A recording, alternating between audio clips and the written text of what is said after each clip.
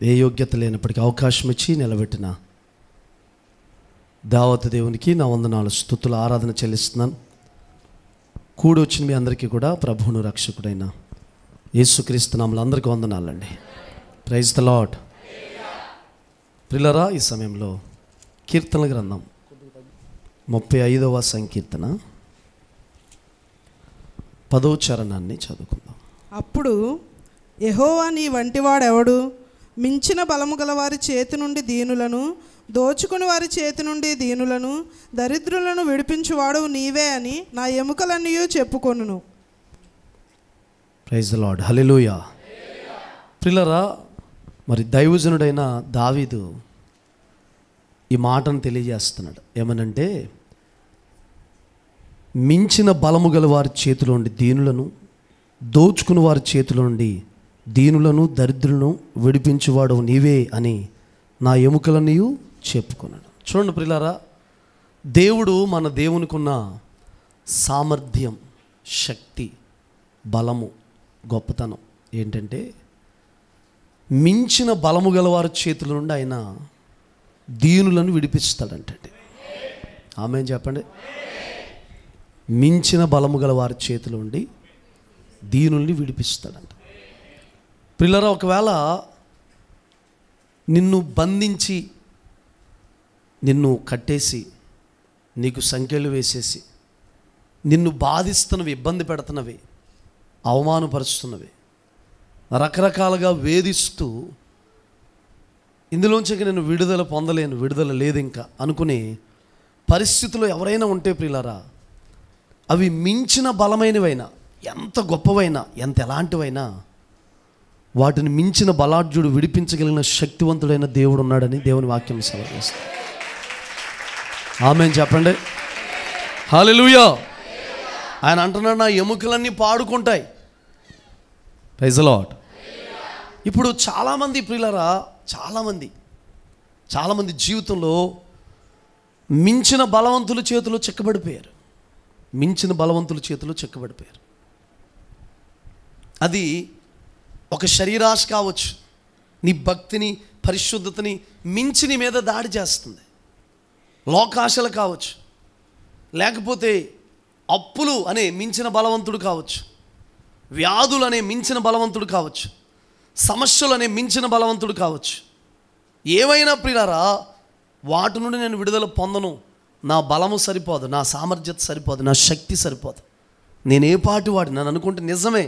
ఆ మాట 100కి 100% నిజమే. మన బలం సరిపోదు, మన శక్తి సరిపోదు, మన సామర్థ్యత సరిపోదు, మనం ఏ పాటి వారం ప్రియులారా. కానీ మించిన బలవంతుల చేతిలోంచి విడిపించగలిగిన ఒక దేవుడు మనకున్నాడు ప్రియులారా. ఆమేన్ చెప్పండి. హల్లెలూయా. ఊరికే మిమ్మల్ని గుర్తు చేయడానికి ఇందులోనే కొన్ని మాటలు మీకు చూపించాలని ఆశపడుతున్నాను. తర్వాత మనం ముందుకు వెళ్దాం. మీరు ఇదే 35వ సంకీర్తనలో 2-3 చరణాలు చదవండి. కేడెమును డాలును పట్టుకుని నా సహాయమునకై లేచి నిలువుము. కేడుమును డాలును పట్టుకుని నా సహాయముకై లేచి నిలువుము. ఈట దూసి నన్ను తరుము వారిని అడ్డగింపుము. నేనే నీ రక్షణ అని నాతో సెలవిమ్ము. Praise the lord. కేడెమును డాలును పట్టుకుని నా సహాయమునకై లేచి నిలువుమాట. ఒకసారి చూడండి ప్రియులారా, ఒక మాట చెప్తాను నేను. సాధారణంగా ఎలాంటి మాటలు మనకి శ్రమ వచ్చినప్పుడు, బాధ వచ్చినప్పుడు, కష్టం వచ్చినప్పుడు ఎలాంటి మాటలు మనకు రావు. ఎప్పుడైనా అంటారా? అప్పులు తీర్చినైనా, తిప్పలనైనా, పప్పలనైనా, కష్టాలనైనా తీర్చినైనా అంటాం. కానీ అయ్యా, కేడెము డాలు పట్టుకుని నాకు సహాయం కొరకు ఒకసారి నిలబడయ్యా, నువ్వే నా కేడమయ్యా, నిలబడయ్యా, ఉపయోగిస్తామా మాటలు? నీ అంతటి నీవే అనాలి. ప్రార్థన చేసినప్పుడు ఉపయోగిస్తారులే, అందరిలో ప్రార్థన చేసినప్పుడు ఇంకా మంచి మంచి మాటలు ఉపయోగిస్తారు. Praise the Lord. నేను అంటాను, ప్రార్థన అంటే ప్రియులారా గొప్ప గొప్ప మాటలు వర్ణించడం, వల్లించడం కాదండి. నీ మనస్సు ప్రార్థన. ఏదైతే నీ మనస్సు తేటగా ఉందో అది దేవునితో మాట్లాడడమే. కొంతమంది ఇతరులకు వినబడాలని అద్భుతమైన మాటలు ఉపయోగిస్తారు. అసలు నువ్వే మాట ప్రభువా అని అన్నా కూడా నువ్వు అన్న మాటలో పవర్ లేకపోతే ఉపయోగం లేదు. అది కొత్త కొత్త మాటలు ఉపయోగిస్తుంటాను. నేను అంటాను, ఒక దైవజనుడు అన్నాడు ఒకసారి, చాలా మంచి ప్రత్యక్షతలు ఉంటాయి బ్రదర్ మీకంటే. ఆయన అన్నాడు, ప్రత్యక్షత అంటే ఏంటో తెలుసా బ్రదర్ అన్నాడు. ఏంటని నన్ను అడిగితే, ఎదుటివాడిని హృదయాన్ని కదిలిస్తే, ఎదుటివాడి హృదయాన్ని ప్రభు వైపు త్రిప్పితే, ఎదుటివాడి హృదయం పాపం నుండి వేరైపోతే, వాడికి కదిలించబడితే అదే నిజమైన ప్రత్యక్షత బ్రదర్ అన్నాడు. కానీ వాస్తవంగా కొన్ని ప్రత్యక్షతలు ఉంటాయి, లోతైన మాటలు ఉంటాయి, మర్మాలు ఉంటాయి, మరుగు చేస్తాడు దేవుడు, వాటిని బయలుపరుస్తాడు. ఆ ప్రత్యక్షత విడమరిచి చెప్పినప్పుడు ప్రజలు విడుదల పొందుతారు, ప్రజలు దేవునికి దగ్గర అవుతారు. ఆయన అంటున్నాడు, నా సహాయముకై కేడెము డాలును పట్టుకుని నా సహాయంకై నీ లేచి నిలువుము, నా పక్షంగా నిలబడయ్యా. Praise the Lord. మీరు అంటారు ఎలాంటి మాటలు? నిజంగా నేను అంటాను, బైబిల్లో ఉన్న మాటలన్నీ కూడా శక్తివంతమైనవి. ఒక మాట చెప్పనా, కొంతమంది సూక్తులు ఉన్నాయి, కొంతమంది వ్యక్తులు సూక్తులు ఉన్నాయి, వాళ్ళ పేర్లు చెప్పను అండి. ఇంకా మీకు అర్థమయ్యాలంటే వివేకానంద స్వామి సూక్తులు ఉన్నాయి, గౌతమ్ బుద్ధుడి యొక్క సూక్తులు ఉన్నాయి, ఇలాగ గొప్ప గొప్ప వ్యక్తుల యొక్క సూక్తులు ఉన్నాయి. ఓకే, కొంతవరకు ప్రజలకి ఉపయోగపడుతున్నాయి. కానీ నేను ఏమంటానంటే, ఆ సూక్తుల్లో జీవం లేదు, అవి ఎవరిని జీవింపచేయవు, చచ్చిపోతున్న ఎవరిని కూడా బ్రతికింపచేయవు, ఎండిపోతున్న ఎవరిలో కూడా చిగురు పుట్టించవు, అవి నీరసిల్లిపోయిన ఎవరికి కూడా ఊరట కలిగించవు అవి. Praise the Lord. సర్వ శరీరులు గడ్డిని పోలు ఉన్నారని వాక్యం సెలవిస్తుంది. మరి గడ్డిలోంచి వచ్చే మాటలు ఎవరైనా బ్రతికిస్తాయా? దేవుడు మనలో జీవమై ఉండి ఆ జీవపు ఓటలు ఉబుకుతూ ఉబుకుతూ ఉబుకుతూ ఉబుకుతూ ఉంటే ఆ జీవం ప్రజలను ఏం చేస్తుంది? బ్రతికిస్తుంది. ఆమేన్ చెప్పండి కదా. ఈట దూచి నన్ను తరుము వారిని అడ్డగింపు, నేనే నీ రక్షణని నాతో సెలవింపు. ఏమంటున్నాడు? ఈటు దూసి నన్ను చంపడానికి వస్తున్నారు కదయ్యా, మించిన బలవంతులు.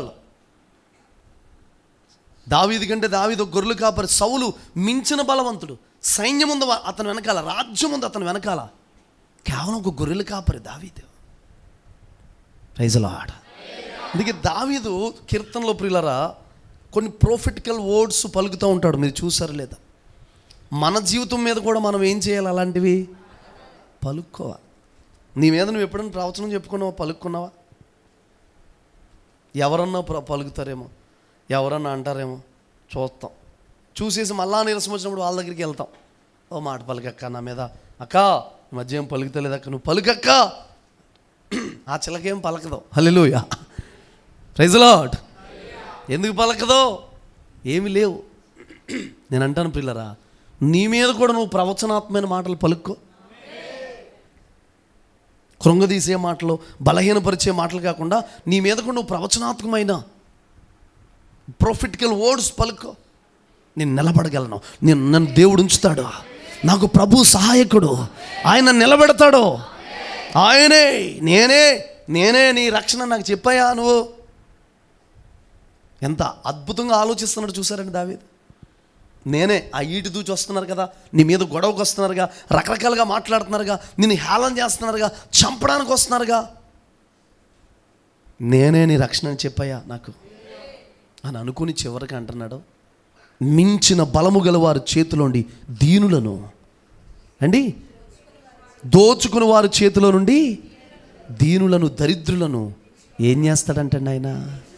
ఈరోజు చెప్పండి ప్రియులారా, చాలామందికి న్యాయం జరగట్లేదండి, చాలామందికి న్యాయం జరగట్లేదు, కోర్టులో కూడా న్యాయం జరగట్లేదు, పోలీస్ స్టేషన్కి వెళ్ళినా న్యాయం జరగట్లేదు, పెద్దల దగ్గర కూర్చున్నా న్యాయం జరగట్లేదు. ఒక మాటలో చెప్పాలంటే పేదవారు అని అంటే న్యాయం త్రిప్పబడిపోతుంది. కానీ గుర్తుపెట్టుకోండి, అందరిని ఒకేలా చూసి అందరికీ న్యాయం తీర్చే దేవుడు, కన్నీరు తుడిచే దేవుడు, పేదవారి పక్షంగా నిలబడే దేవుడు, భక్తి చేసేవారి పక్షంగా నిలబడే దేవుడు ఉన్నాడు.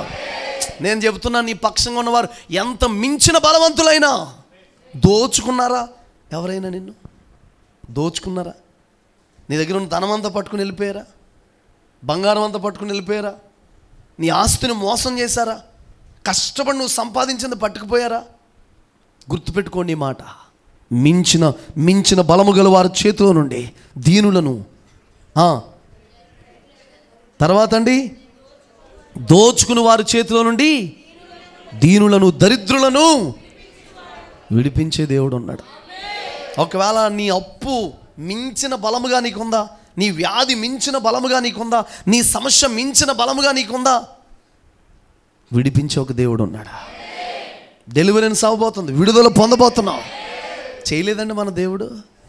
చెప్పండి. అసలు మీకు ఇంకా అర్థమయ్యేలా చెప్పాలంటే బైబిల్ అంతా కూడా చాలా చోట్ల మీకు ఇంచుమించుగా మలాకీ పుస్తకం వరకు చూస్తే శత్రువుల చేతిలో వీళ్ళు బంధించబడ్డం, శత్రువుల చేతికి వీరు వెళ్ళిపోవడం, శత్రువుల చేతిలో బంధించబడ్డం, దేవుడు వాళ్ళ చేతిలోంచి విడిపించడం. చాలా ఇష్టంగా ఉంది ఈ మాట చాలామందికి. మేము అలాగే బంధించబడుతూ ఉంటామయ్యా, అడుగు దొరుకుతూ ఉంటామయ్యా, నువ్వు విడిపిస్తూ ఉండయ్యా. సరే, అనాలోచన నువ్వు కొట్టబడి ఏదో నీ బుద్ధిహీనతతో తెలియని పరిస్థితిలో కృంగిపోయిన సమయంలో, ఆలోచన లేని సమయంలో దొరికావు, శత్రువుల చేతుల నుంచి విడిపిస్తాను. నేను అంటాను, దురాత్మకి అస్తమాట నువ్వు దొరకొచ్చా? దురాత్మ చేత నువ్వు బంధించబడొచ్చా? దురాత్మ చేత నువ్వు కట్లు కట్టి బంధించబడొచ్చా? చెప్పండి. లేదండి. Praise Lord. ఒకవేళ అలా బంధించబడినా కూడా విడిపిస్తాడు. ఎవరి చేతిలో నువ్వు చిక్కబడ్డావు, ఎవరి చేత నువ్వు బాధపడుతున్నావు, ఎవరి చేత నువ్వు వేదన గురవుతున్నావు, ఎవరి చేత అవమానం పొందుతున్నావు, ఎవరి చేత కృంగిపోతున్నావో ఆ మించిన బలవంతుల చేతిలోండి విడిపించే ఒక దేవుడు ఉన్నాడు. ఆమేన్ చెప్పండి. హల్లెలూయా. దావీదు మీద ఎన్ని కుట్రలు జరుగుతున్నాయో తెలుసండి. ఎన్ని కుట్రలు. 6వ వాక్యం కూడా చదవండి.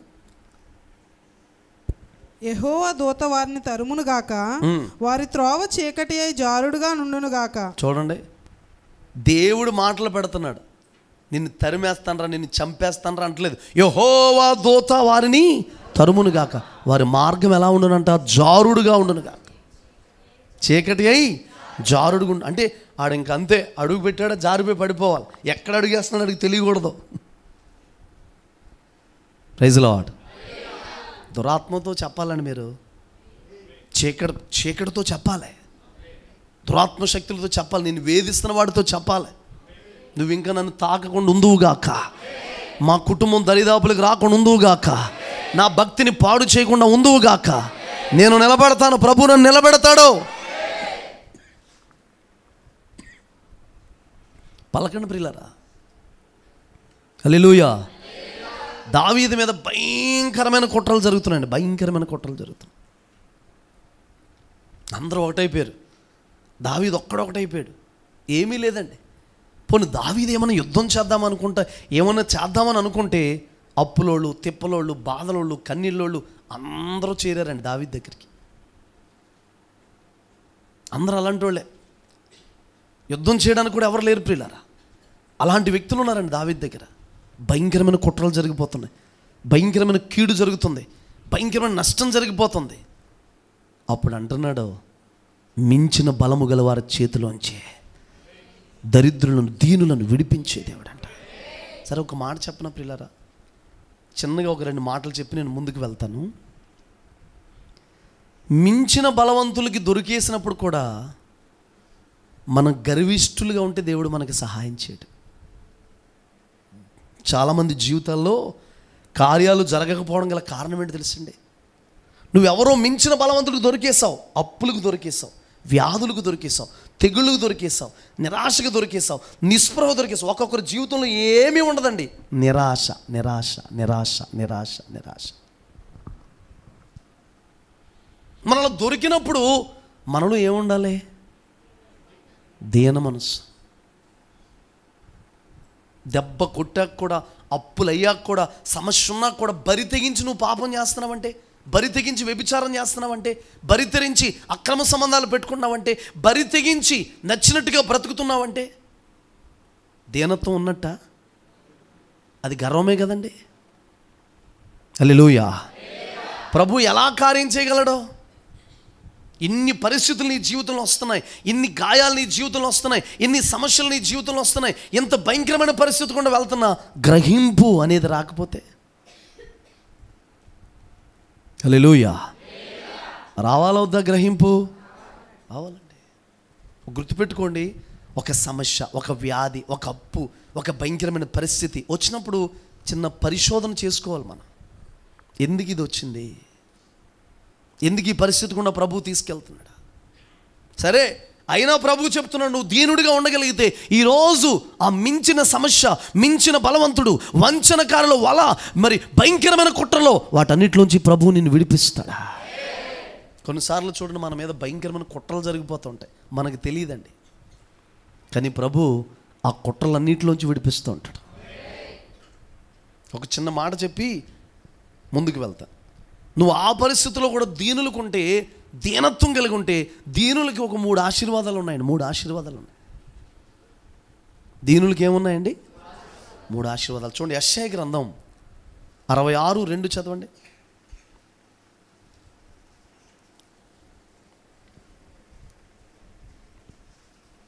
అవన్నీ నా హస్తకృత్యములు, అవి నా వలన కలిగినవని యెహోవా సెలవిచ్చుచున్నాడు. ఎవడు దీనుడై నలిగిన హృదయం గలవాడై నా మాట విని వణుకుచుండునో వానినే నేను దృష్టించుచున్నాను. ఒకసారి చూడండి, ఇలాంటి చిక్కులో, ఇలాంటి బాధలో, ఇలాంటి కన్నీళ్ళలో, ఇలాంటి వేదనలో కూడా ప్రియులారా మనం కూరుకుపోయి ఉంటే, అప్పుడు దీనత్వం కలిగి ఉంటే, వింటున్నారా, దీన మనస్సు కలిగి ఉంటే, తగ్గించుకుని మనం బ్రతుకుతూ ఉంటే జరిగే కార్యం ఏంటో తెలుసండి? దేవుడు దీనుడై ఆయన మాట విని వణుకుతూ ఉంటే వాని మీద దృష్టి పెడతాడంటే. ఏం పెడతాడండి? దృష్టి పెడతాడు. దేవుడు ఒక కుటుంబం మీద, ఒక వ్యక్తి మీద, ఒక పరిచర్య మీద, ఒక దైవజనుడి మీద, ఒక యవ్వన బిడ్డ మీద, ప్రతి ఒక్కరి మీద దేవుడు దృష్టి పెడితే ప్రియులారా దాని పరిస్థితులు మారిపోతాయి. చాలాసార్లు అంటారు, రే కొంచెం దృష్టి పెట్టి చదవరా, దృష్టి పెట్టరా, దీని మీద కొంచెం కాన్సన్ట్రేషన్ చేయరా, ధ్యానం ఉంచరా, దృష్టి పెట్టరా అంటారు. నేను అంటాను, దేవుడే దృష్టి పెడితే ఎవరి మీద దృష్టి పెడతాడు? ఎవడు దీనుడై నలిగిన హృదయం గలవాడు నా మాట విని వణుకుతూ ఉంటాడో, దేవుని మాట విని గడగడలాడాలంటండి. కొంచెం గట్టిగా చెప్పొచ్చు. దేవుని మాట విని ఏం చేయాలంట? ఫలానా టైంలో దేవుడు నాతో మాట్లాడాడు,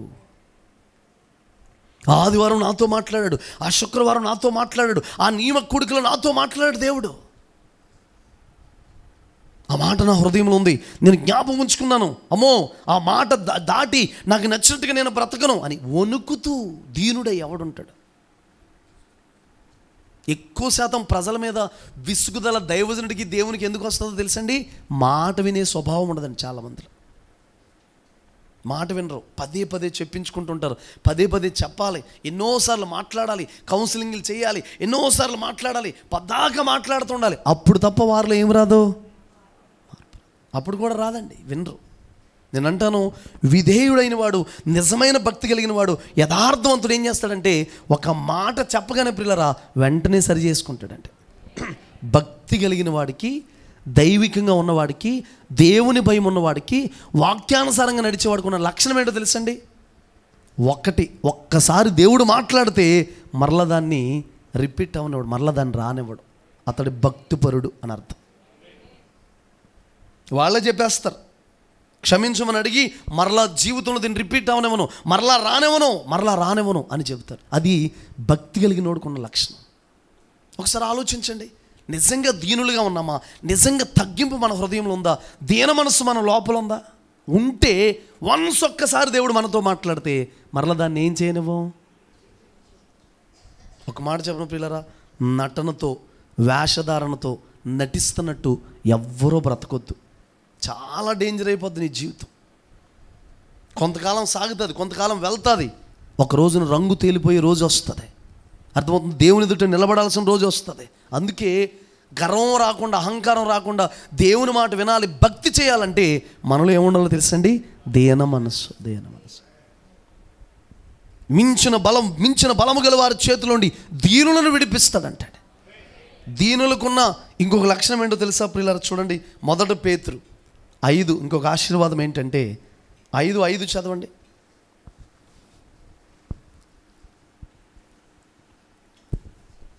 చిన్నపిల్లలారా, మీరు పెద్దలకు లోబడి ఉండుడి. మీరందరూ ఎదుటివాని ఎడల దీన మనస్సును వస్త్రం ధరించుకొని మిమ్మల్ని అలంకరించుకొనుడి.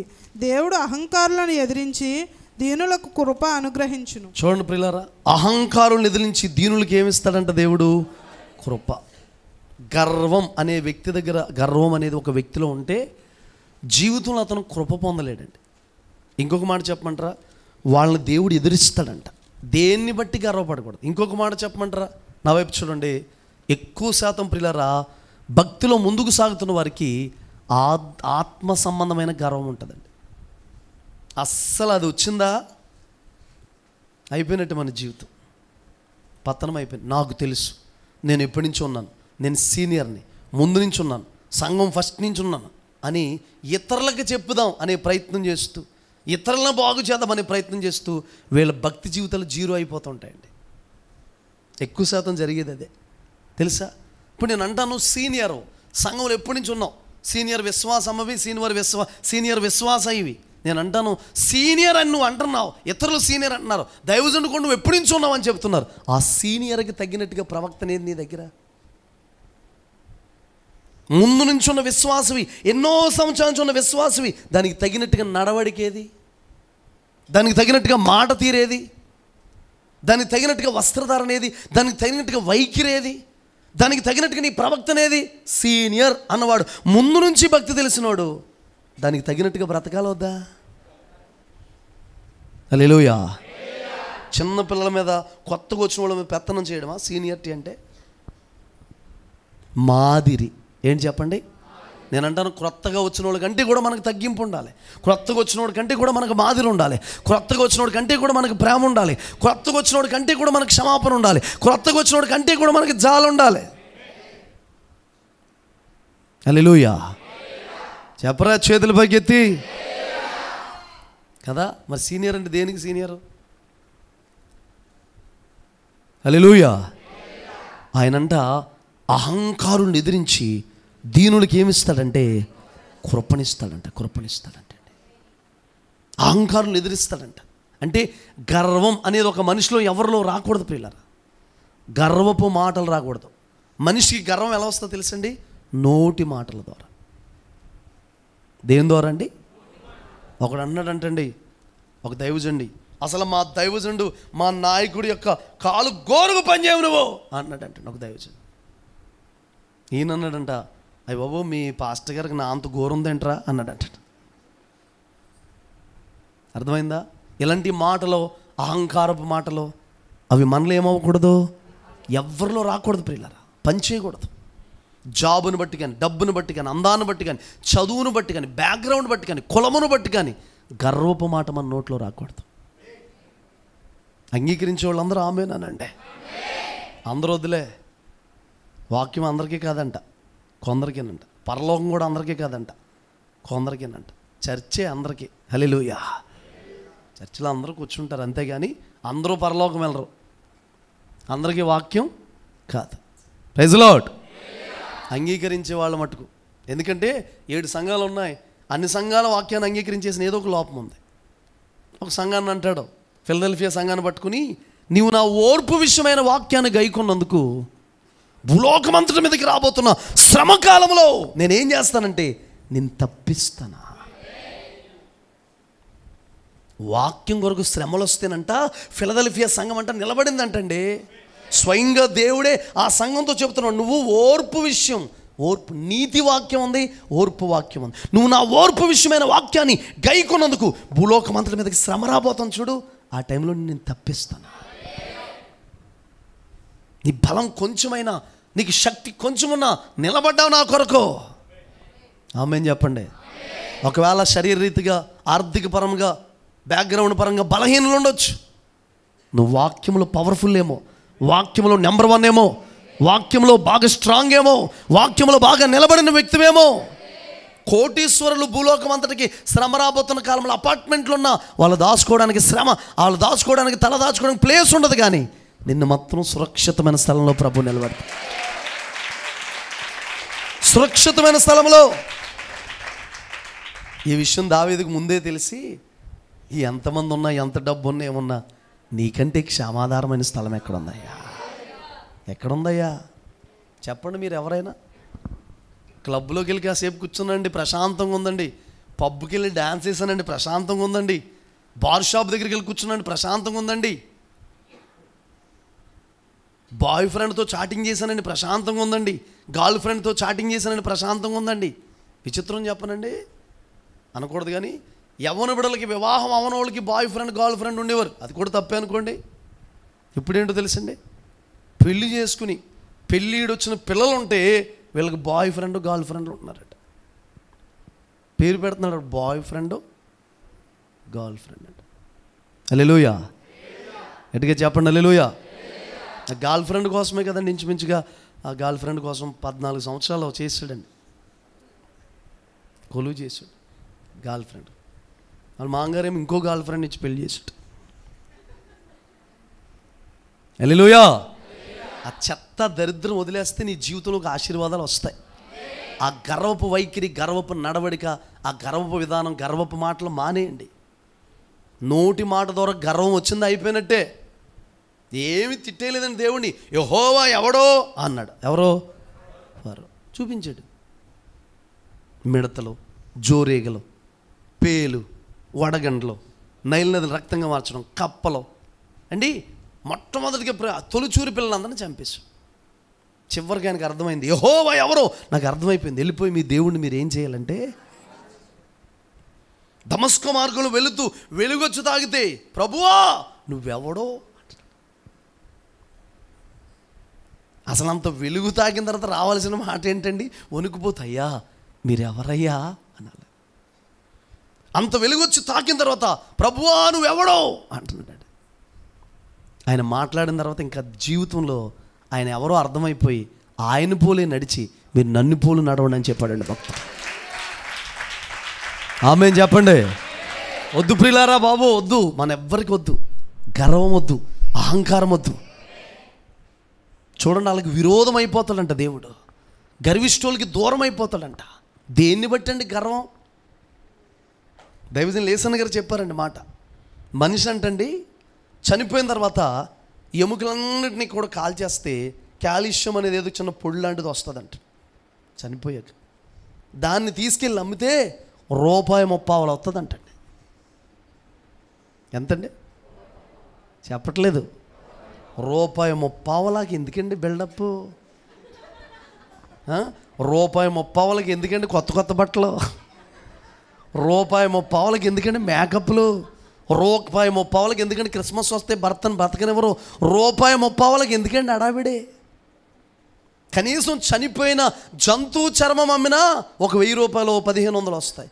ఏనుగు కోసం ఒక సామెత ఉందండి. ఏనుగంట బ్రతికినా 10,000 చచ్చినా మనకుందా? నేను బ్రతికినా 10,000, చచ్చినా 10,000. నన్ను నమ్ముకుంటే బోల్ డబ్బులు వస్తాయి. నేను నమ్ముకుంటాం కాదు, ఓ రోజు ఇంటికాడ ఉన్నస్తే గ్రేట్. హల్లెలూయా చెప్పండి గట్టిగా. చాలామంది ఏమంటారు తెలుసండి, ఎంత ప్రియమైన భర్త అయినా, భార్య అయినా, పిల్లలైనా వండిస్తారు. మరణము ఎవరికి ఏ రూట్లో వస్తుందో చెప్పగలమా? మరి ఎందుకండి గర్వం? అందం చూసి గర్వం, చదువు చూసి గర్వం, జాబ్ చూసి గర్వం, డబ్బు చూసి గర్వం. అలా కాదు, మా రేంజ్ వేరు. ఏంటి రేంజ్ వేరు? అస్సలు వద్దండి బాబు, అతిశయపడొద్దు. ఒకవేళ నువ్వు అతిశయించాలా, ఉంది అతిశయించడానికి. సూర్యుడు తన సూరత్వం బట్టి కానీ అక్కడ రాజబడి ఉంది ప్రియులు, ఇంకా ఎవడో దేన్ని బట్టో కాదు కానీ అతిశయించువాడు భూమి మీద కృప చూపుచు నీతి న్యాయములు జరిగించున్న యెహోవాను నేనే నన్ను బట్టి పరిశీలనగా తెలుసుకున్నట్టు బట్టి అతిశయించు. ఎవరైనా అడిగితే ఏంటయ్యా నీ అతిశయం? నాకు పరిశుద్ధమైన దేవుడు ఉన్నాడండి. ఏంటయ్యా నీ అతిశయం? నా కొరకు ప్రాణం పెట్టిన దేవుడు ఉన్నాడండి. ఏంటయ్యా నీ అతిశయం? మరలా తిరిగి రాబోతున్న దేవుడు ఉన్నాడండి. ఏంటయ్యా నీ అతిశయం? బంగారు వీధుల్లో తిరుగుతానండి. ఏంటయ్యా నీ అతిశయం? ఆయన ముద్దు పెట్టుకుంటానండి. ఏంటయ్యా నీ అతిశయం? నా పాపపు కట్ల నుంచి విడుదల పొందానయ్యా. ఏంటయ్యా నీ ఆస్తి? బంగారు వీధుల్లో, రాజు వీధుల్లో తిరుగుతూ ఎప్పుడు ఆరాధన చేస్తానండి. ఏంటయ్యా నీ అతిశయం? అందరూ త్రోసివేసిన, అందరూ నెట్టివేసిన ప్రేమించే ఒక ప్రేమగల తండ్రి ఉన్నాడండి. ఏంటయ్యా నీ అతిశయం? హల్లెలూయా. పరిశుద్ధాత్మతో నింపబడ్డానండి. ఏంటయ్యా నీ అతిశయం? యేసు రక్తం నా పాపాలన్నీ కడిగేసిందండి. ఏంటయ్యా నీ అతిశయం? ఫరోకు నేను దాసుని కాదండి. ఏంటయ్యా నీ అతిశయం? వాక్యం ఉందండి లోపల. ఏంటయ్యా నీ అతిశయం? చీకట్లో నుండి ఆశ్చర్యకరమైన వెలుగులోకి పిలిచాడండి. ఆయన సొత్తైన ప్రజగా చేశాడండి. ఆయన బిడ్డగా మార్చుకున్నాడండి. యుగయుగాలు ఆయనతో ఉండే కృపనిచ్చాడండి. Praise the lord. అవతలోడికి మతిపోద్ది, ఏంటి అన్నీ ఏంటి అన్ని ఆత్మ సంబంధమైన మర్మాల కింద ఉన్నాయనుకుంటాడు.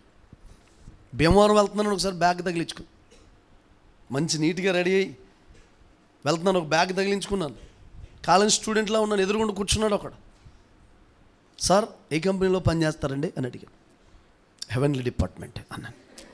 మనోడు అడిగిన రేంజ్లో నేను కూడా చెప్పాను, అవును సార్. ఆడు అలా మాట్లాడితే నేను అలాగే మాట్లాడు. ఎంత ఇస్తారు జీతం అన్నాడు. ఎంత కావాలితే అంత అన్నాను. ఎప్పుడు ఇస్తారన్నాడు. ఎప్పుడు కావాలితే అప్పుడు. మరి అర్హత ఏంటంటే దీనికి అన్నాడు. బాప్తిజం సర్టిఫికెట్ ఉండాలి, పాపాలని కడగబడాలి, మారుమనసు పొందాలి, శుద్ధి పొందాలి, లోకం నుండి వేరైపోవాలి, అందరి నుంచి వదిలేసి దేవుడి కోసం బ్రతకాలి. అంటే దేవుడి కోసం కాదు కానీ అలా చెప్పాడు. బాబా అదేం కంపెనీ అండి అన్నాడు. Heavenly department. Praise lord. హల్లెలూయా. జాబులు ఉంటాయండి ప్రపంచంలో. ఏ కంపెనీలు అందరికీ జాబులు ఉండవు, కొంతమంది కూలి పని చేసుకోవాలి. ప్రపంచంలో 750 కోట్ల మంది ఉన్నారు, 750 కోట్ల మందికి జాబ్ ఉంటుంది. ఇందులో జీతం ఎంతండి? ఓటీలు ఉంటాయా, ఏదన్నా పిఎఫ్ ఉంటాయా, అవి ఉంటాయా? రిటైర్మెంట్కి జీతం ఉంటుందంట, రిటైర్మెంట్కి కిరీటాలు ఉంటాయండి. హల్లెలూయా. భీమవరం వెళ్ళే వరకు నా వైపు అలాగే చూస్తున్నాడు. నేనేం మాటలు, నేను అలాగే హుందాగా మెయింటైన్ చేస్తున్నాను. Praise lord. హల్లెలూయా. గట్టిగా చెప్పండి హల్లెలూయా. అంతే అండి. ఒక చోట బ్యాగ్ పట్టుకుని వెళ్తున్నాడు. సార్ రండి సార్ మీటింగ్ అని అన్నాడు. అన్నాడు. Praise Lord. ఒకటి తీసుకెళ్ళి ఒక అడవిలో సువార్తకు వెళ్తే ప్రియులరా, కారు దిగ్గానే మేమందరం సార్ అని చెప్పి తీసుకెళ్ళి కూర్చోబెట్టాడండి ఒక చోట. మన సమస్యకి పరిష్కారం తీరుస్తారు సార్ అంటున్నాడు. నేను కూడా అసలు సువార్తకు ముందే ద్వారాలు తెరిచేసినట్టున్నాడు దేవుడు అనుకుని వెళ్ళి కూర్చుండిపోయాడు. ఆడిని దేవుడు ఆడుకున్నాడు. ఆ రోజు దెయ్యం వెళ్ళిపోయినట్టు మేము అడుగు పెట్టగానే దేవుని కృపలో ఊళ్ళో అందరినీ పోగు చేసి ఉంటాడు. సార్ వచ్చి ఇప్పుడు సువార్త చెప్తారాదండి, వీళ్ళందరికీ ఉన్నారు. ఏం చేయాలి అర్థం అవ్వట్లేదు నాకు, ఏమని మొదలు పెట్టాలి అర్థం అవ్వట్లేదు. సార్ నా స్థలం తీసేసుకున్నాడు, ఆడు అలా తీసుకున్నాడు ఎలా తీసుకున్నాడు అన్నాడు. కంగారు పడుకో, అన్నింటికి పరిష్కారం చేస్తాడు. హల్లెలూయా. Praise lord.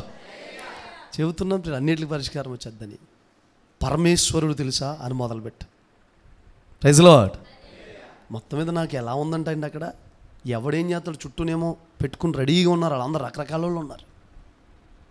ఒకసారి పౌలు గారిని, యేసుప్రభుని, పరిశుద్ధాత్మని తలుసుకుని మెల్లగా సువార్త చెప్పామండి. చివరికి యేసుప్రభు దేవుడని ఒప్పుకునేటట్టుగా నోటితో ఒప్పించామండి. మీ సమస్యలు తీరాలంటే, పట్టాలు రావాలంటే, స్థలాలు కావాలంటే ఇది పలికితే తీరుతుందని చెప్పి మొత్తమే చెప్పేసి మాయమైపోయి మా దగ్గర నుంచి. గట్టిగా వెళ్ళి చెప్పండి. సమయోచితమైన కృపా సహాయం దేవుడు మనకిస్తాడు. దేన్ని బట్టి గర్వపడకు, దేవుని బట్టి దేన్ని బట్టి అతిశయించుకో. అతిశయించు. ఒక 3 గంటలు ప్రార్థన చేస్తున్నావా, అయ్యా నీ కృప ద్వారా 3 గంటలు ప్రార్థన చేస్తున్నానయ్యా. మంచి పాట రాసావా, ఒక సిస్టర్ ఒక సహోదరి పాట రాసి నా దగ్గరికి పంపించారండి. మొన్న వారం అభిషేకానికి పాట వచ్చింది, దాములోంచి దేవుని స్తుతించాను. హల్లెలూయా. ఆ ప్రసంగంలో మాటలే పాట కింద రాశారు, పేరు ఊరు ఏమి చెప్పొద్దు అన్నారు. పాట మాత్రం పాడమన్నారు, తర్వాత పాడతాను. ఓకేనా? Praise lord. హల్లెలూయా. మీరు కూడా రాస్తారు పిల్లరా. దేన్ని బట్టి మనం అతిశయించాలంటే ఆయన బట్టే. ఒక భక్తుడు రాసుకుంటూ, ఏమీ లేదు నా యందు అతిశయించుటకు, నా అతిశయ నీవే యేసయ్యా. హల్లెలూయా. మన దగ్గర ఏం అతిశయం ఉందండి? ఏముందండి? అతిశయించడానికి ఏముంది? బ్యాక్గ్రౌండ్ ఉందా? బ్యాలెన్స్లు ఉన్నాయా? బంగారం ఉందా? వెన్నుందా? కోటీశ్వర్లమా? బాగా డబ్బున్నోళ్ళమా? పుట్టుకతోటి ఐశ్వర్యవంతులమా? బ్యాక్గ్రౌండ్ ఏదో గొప్ప వ్యక్తులమా? గొప్పగా చదువుకున్న వాళ్ళమా? అందగాళ్ళమా? మిలీనియన్సా? బిలీనియన్సా? గొప్ప వాళ్ళమా? దేవి మనకి అతిశయం లేదు. ఏ విలువ లేని మన విలువ పెంచేశాడండి దేవుడు. ఆమేన్ చెప్పండి. Praise the Lord. మీరు గట్టిగానే చెప్పాలి. నేను రోజు మాట్లాడడం కోసం కొంచెం స్లోగా మాట్లాడ, మీరు గట్టిగా మాట్లాడాలి. 2 సార్లు దగ్గర అరుస్తారు వారానికి, శుక్రవారం ఆదివారం. శుక్రవారం అరిసేవాళ్ళు కొంతమంది లేరు, ఆదివారం అరుస్తున్నారు. అరిసేది గట్టిగా అరవచ్చుగా. అనేకులు చెబుతున్న స్తోత్రాల మూలంగా పరిచర్య విస్తరిస్తుంది అంటండి. గట్టిగా చెప్పండి. ఓకేనా ప్రియులారా? దీనులకి దేవుడు ఏం చేస్తాడు? మీకు ఏమీ లేదండి, మీ కృప ఎక్కువైపోవాలంటే ఒక వాషింగ్ మిషన్ కొన్నారా? ఎవరైనా వచ్చి ఎంత కొన్నారో ఏంటంటే ఏంటిదని అడిగితే తగ్గించుకుని మాట్లాడండి. వాషింగ్ మిషన్ కొనగా కొమ్ములు వచ్చేస్తాయి, సిస్టర్కి 2. గర్వం వచ్చేది. ఇది మాకులాగా మీకులాంటిది కాదు, ఇదే మీకులాంటిది కాదు. ఇది ఉతికేద్ది, తిప్పేద్ది, ఆరబెట్టేద్ది, ఎండేద్ది, ఎండగట్టేద్ది. మీకులాంటిది కాదు, ఇంకెక్కువ కొత్త మోడల్ ఇది. దాని మీద కొంచెం అప్డేట్. నిజంగా అలా అన్నారనుకో, మీకంటే తక్కువది, చాలా తక్కువది, ఏదో కొనుక్కున్నాం, దేవుని కృప. ఒకరోజు బండకేసీలో కొట్టుకుంటూ ఉండేవాళ్ళు, దేవుని కృప అండి బాబు, దేవుని 150 సార్లు దేవుని కృప అనాలి నువ్వు. నీకేమవుద్దో తెలుసా? కృప ఎక్కువైపోతుంది. సీక్రెట్ అక్కడే ఉందండి బాబు. నీ కృప ఎక్కువ అవ్వాలంటే, కృప రావాలంటే ఏం చేయాలి? ప్రతి దాంట్లో తీసుకొచ్చి దేవుని కృప. నువ్వు చాలా బాగా పాడుతున్నావు బ్రదర్, అయ్యి బాబు నీ స్వరం చాలా బాగుంది, అయ్యి బాబోయ్ మెలోడీ వాయిస్ అన్నారు అనుకో, నేను ఇంకా బాగా పాడతాను. పాస్టర్ గారు మైక్ సరిగ్గా పెట్టరు, కానీ అసలు నాకు ఆరాధన అది పాస్టర్ గారు చేస్తారు, కానీ నాకు ఇస్తే అసలు ఎలా ఉంటుందో తెలుసు. అసలు నేను పాడితే ఇంకెవ్వరూ కనపడరు, నువ్వు కనపడవు కొద్ది రోజులకి. Praise the Lord. ఏంటిది? నాకేమొచ్చండి, నాకేం తెలుసండి బాబు, దేవుని కృపండి. దేవుని కృపను బట్టి వాయిస్తున్నానండి బాబు, దేవుని కృపను బట్టి పాడుతున్నానండి బాబు, దేవుని కృపను బట్టి వ్యాపారం చేసుకోండి బాబు. మీ జాబ్ ఇచ్చాడండి దేవుడు, గవర్నమెంట్, దేవుని కృపండి బాబు. నా చదువు ఎంత, నా జ్ఞానం ఎంత, నేనెంతండి, దేవుని కృపండి అను. హల్లెలూయా. మీరు చాలా ఎక్కువ తింటున్నారండి అన్నం, అందరికంటే ఎక్కువ తినేస్తున్నారా, దేవుని కృపండి కాదండి. Praise the lord. హల్లెలూయా. దానికి దేవుని కృప ఏంటండి? Praise the lord. మరి అది కూడా అంటారు, అందుకే చెబుతున్నాను మీకు. ప్రతి దాంట్లో తీసుకొచ్చి ఎవరిని పెట్టాలండి? కృప.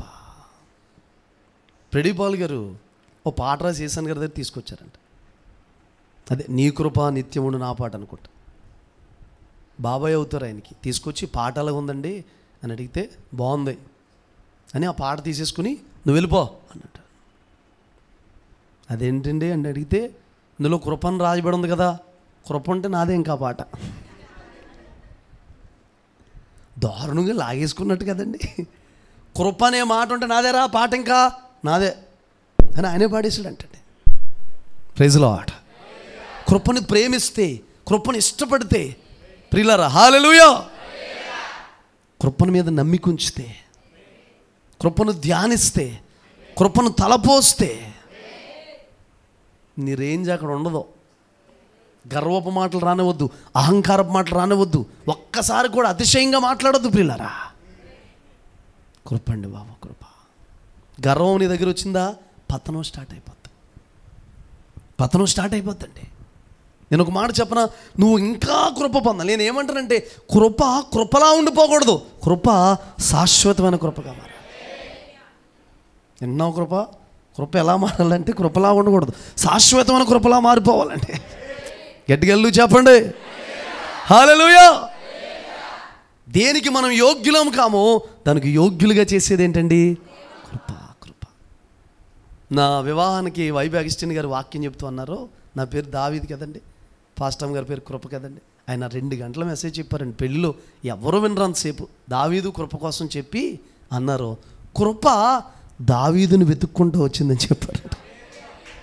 Praise the Lord. దేవుని బిడ్డ, నిన్ను వెతుక్కుంటూ రాలేదా కృప? నీ దగ్గర కృప నిన్ను దర్శించలేదా? నువ్వు ఇలా ఉన్నావంటే కృప కదా, నీ కన్నీరు తొడవబడి అంటే కృప కదా, నువ్వు ఉన్న ఈ స్థితి కృప కదా. వెతుక్కుంటూ వచ్చిన కృపను ఏం చేయకూడదు? పోగొట్టుకోవద్దు. అందుకే దీనులకి దేవుడు ఏం చేస్తాడా? నువ్వు కంపెనీలో బాసా తగ్గించుకుని ఉండమంటే ఎవరు పని చేయకపోయినా పర్వాలేదులే అనమని కాదు. ఆ పోస్ట్లో నువ్వు తగ్గించుకుని ఉండు, ఎవరితో ఏ పని చేయించాలో చేయించు. ఎవరన్నా అడిగితే ఇది కృపండి బాబు. చిన్న ఆటో ఉందా, ఇది కృపండి. చిన్న వ్యాపారం ఉందా, కృపండి. చిన్న పని చేసుకుంటావా, కృపండి. పిల్లలు ఉన్నారా, కృపండి. బ్రతుకున్నావా, కృపండి. ఆరోగ్యం ఉన్నావా, కృపండి అన్నావా, నీ కృప ఇంకా అధికమైపోతుంది. Praise the lord. హల్లెలూయా. నేను నమ్మిన వారే నన్ను విడచిన నమ్మకమైన రాజా, నీ ప్రేమ చాలు. యోగ్యత లేని నన్ను కోరుకున్నా, శాశ్వతమైన నీ కృపయే చాలు. నేను నమ్మిన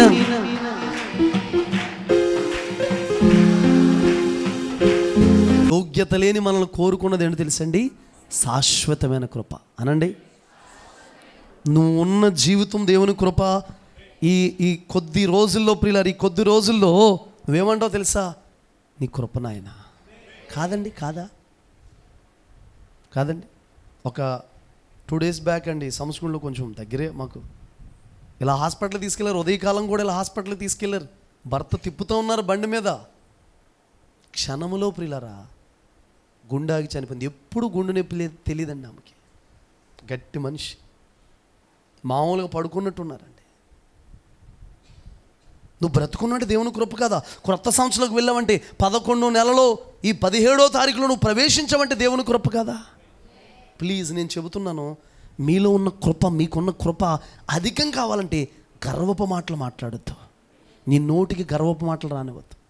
నిన్ను నువ్వు పొగుడుకోవద్దు, నిన్ను నీవు హెచ్చించుకోవద్దు, నిన్ను నీవు గొప్ప చేసుకోవద్దు. నీ కోసం 10 మందికి చెప్పొద్దు, యేసయ్య కోసం చెప్పండి. చూడండి ప్రియులారా, ఒక వీడియో పెట్టారు ప్రసాద్ గారు గ్రూప్లో. ఒక లారీ, ఆగున్న లారీని ఢీ కొట్టి ప్రియులారా లోపల మంటలు కాలిపోతూ అరుస్తూ నాకు అనిపించింది, వీడియో తీస్తున్నారు అతను. చాలామంది వీడియో తీస్తున్నారు. ఈ చివరి దినాల్లో జరిగేది ఏంటో తెలుసండి? అంటే అక్కడ రక్షించడానికి అవకాశాలు లేవు. అది నలిగిపోయి అందులో ఉండిపోయాడంట మనిషి మునిగిపోయి చచ్చిపోతుంటే ఇదివరకు ఏం చేసేవారు? సహాయ ప్రయత్నాలు జరిగాయి. ఇప్పుడు ఏం చేస్తున్నారంటే వీడియో ప్రయత్నాలు జరుగుతున్నాయి. ఆడు ఎలా మునుగుతున్నాడు, ఎలా గుట్టకలేస్తున్నాడు చూసి వీడియో తీసి పెడుతున్నారు. కాపాడుతున్నారండి ఎవరన్నా? మరి నువ్వు బ్రతుకున్నావంటే దేవుని కృప కదా. ఆరోగ్యం ఉందంటే దేవుని కృప కదా. సమృద్ధిగా తింటున్నావంటే దేవుని కృప కదా. మరి గర్వపడ్డానికి ఏముందండి? ఒకటి, వణికే వారికి ఎవడు దీనుడై వణుకుతాడో ప్రియులారా అతనికి కృపనిస్తాడంట. అతను మించిన బలవంతులు చేతిలో నుండి విడిపిస్తాడు, వంచున కారులో వలల్లో నుండి తప్పిస్తాడు ఆయన. రెండోది ప్రియులారా, దీనుడై ఎవడు దీనుడై ఉంటాడో వాడికి ఏం చేస్తాడంటే కృపనిస్తాడు.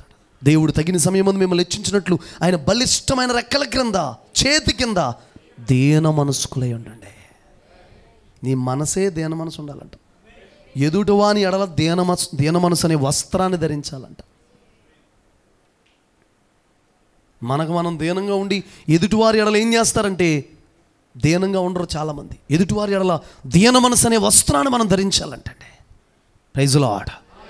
నువ్వు చేస్తున్న పనిలో తగ్గించుకునుండు, నీకు అప్పగించిన దాంట్లో తగ్గించుకునుండు, నీకు కలిగి ఉన్న దాంట్లో తగ్గించుకునుండు. దీన మనసు కలిగి ఉండు, దీన మనసు కలిగినట్టుగా మాట్లాడు. నీ మాటలు కూడా దీన మనసే ఉండాలి. ఒక్కొక్కరికి చిన్న మాట అంటే పడలేరండి, చిన్న మాట అంటే పడలేరు. మరి చెప్పండి, వాళ్ళకి దీన మనసు ఉందా? చెప్పండి. చిన్న మాట బుష్ అని లెగిసిపోతారండి, ఇంకా త్రాసుపాము లేసినట్టే ఆగరండి. పురుషులు కూడా చాలామంది ప్రియులారా రోడ్డు మీద జర్నీ చేస్తున్నప్పుడు ఎవడన్నా బండి అడ్డొస్తే చాలు, కళ్ళు కనబట్టలేదా, కళ్ళు ఆంతలేదా, ఎలా పడితే వెళ్తా, లైసెన్స్ తీ, ఇతను బ్రేక్ ఇన్స్పెక్టర్ అయిపోతాడు కాసేపు. అర్థమవుతుంది ప్రియులారా? వద్దు, తగ్గించుకుని ఉండండి, దీన మనసు కలిగి ఉండండి. మీరు హెచ్చించబడాలా? 2025లో మీరు హెచ్చించబడాలి, దీవెన పొందాలి, మేలు పొందాలి, ఆశీర్వాదం పొందాలంటే దేవుని ఎదురు తగ్గించుకుని ఉండండి. ఎంత ఎదుగుతున్నా ఒదిగి ఉండడం నేర్చుకోండి. Praise Lord. మూడోది ఏంటో తెలుసండి దీనులకి? ఒకసారి చూడండి, మత్తయి సువార్త 5:3 చదవండి.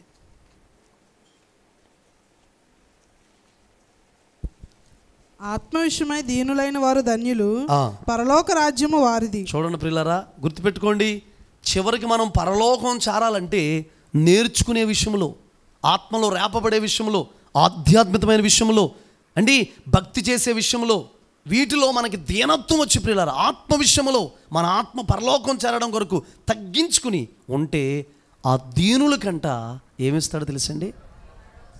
దీనులు కృపనిస్తానంది కదా. నేను అంటాను, అసలు ఆ కృప ఏంటంటే పరలోక రాజ్యమే నీకు ఇస్తుంది. గర్విష్ఠులు ఎవ్వరో పరలోక రాజ్యంలో ఉండరు. దానికి నిదర్శనం ఏంటో తెలుసండి? అపవాది గర్వపడి పరలోకంలో నేను దేవునితో సమానం అనుకుంది, అక్కడి నుంచి ఏమైంది? త్రోసివేయబడింది, నెట్టివేయబడింది. అంటే పరలోక రాజ్యం ఎవరికి?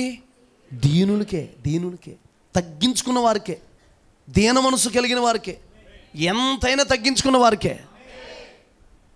మన వారం నేను చెప్పానండి, శుక్రవారం మందిరానికి వస్తున్నాం, ఎవరు బైబిల్ పట్టుకుని వెళ్తే పంది అన్నారు అనుకోండి, బాధపడకండి. మామూలుగా ఏమన్నారు అంటలేదు, ఇష్టం ఉండదు కదా, మామూలుగా అన్నారు అనుకోండి. నువ్వు అన్నంత మాత్రం పంది అయిపోతావా? అప్పుడు మనం ఏం చేస్తాం? శుక్రవారం చెప్పాను నేను, నన్ను పంది అంటావా? నువ్వు పంది, మీ నాన్న పంది, మీ తాత ఎప్పుడో చచ్చిపోయి సమాధి చేసి పండు, నువ్వు సేమ్ పంది, నీ పిల్లలు పంది పిల్లలు అందరు కూడా. ఎన్ని మాటలు మనం అనేస్తాం, ఒక్క మాట మనం ఏం చేయలేము చెప్పండి. ఇప్పుడు ఎన్ని రకాల పందులు ఉన్నాయో అన్ని రకాల పందుల పేర్లు పెట్టి, అడవి పంది అండి, ఎర్ర పంది, నల్ల పంది, మనిషి పందువు నువ్వు అంటారు అవసరమైతే. రకరకాలుగా మాట్లాడు. ఒక్క మాట పడడం అనేది మనిషిలో అహం సమాధి చేయబడలేదు, గర్వం సమాధి చేయబడలేదు, నేననే స్వభావం సమాధి చేయబడలేదు, అహంభావం సమాధి చేయబడలేదు. ఎవరితోటో మాట్లాడడానికి కొంతమందికి అహం అండి, అహం. ప్రజలు చెప్పారు అనుకోండి, వందనాలు బ్రదర్, వందనాలు సిస్టర్ అని, ఆ సిస్టర్ని తగ్గించుకుని వచ్చింది అనుకో,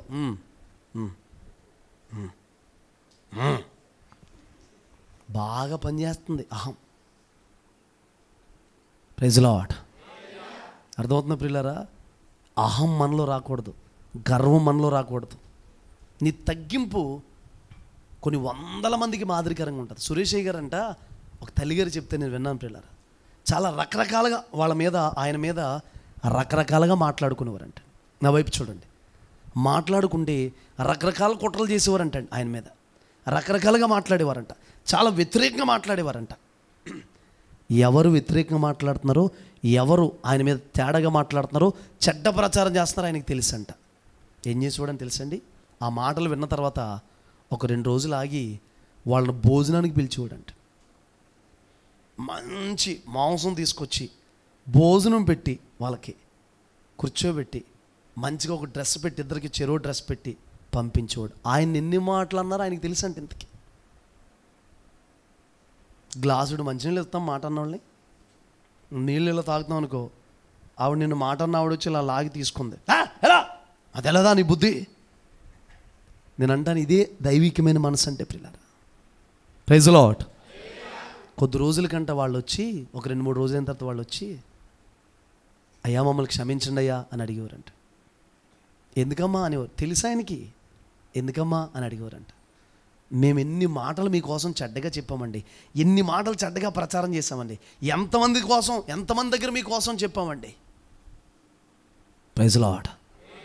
కొంతమంది ఉంటారండి, చిన్నది ఉందనుకోండి, దైవజనుడి కోసం, దైవజనుడు అందరికీ ప్రచారం చేస్తారు.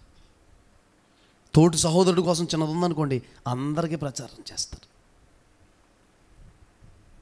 ఒక మాట చెప్పనా, వైభాగిష్ణ గారు ఒక మాట చెప్పారు. ఏంటంటే, ఎదుటి వ్యక్తి మీద బురదలా తీసుకొచ్చి వేస్తున్నాం అనుకోండి, నా మీద అయినా ఎవరి మీద అయినా, ఒకళ్ళ మీద అయినా, సంఘంలో ఉన్న ఎవరైనా, చిన్నోళ్ళైనా పెద్దోళ్ళైనా యవనస్తులైనా ఎవరైనా ఎదుటి వ్యక్తి మీద బురద వేస్తుంటే ఫస్ట్ మనకే అంటుకుంటుంది ఆ బురద.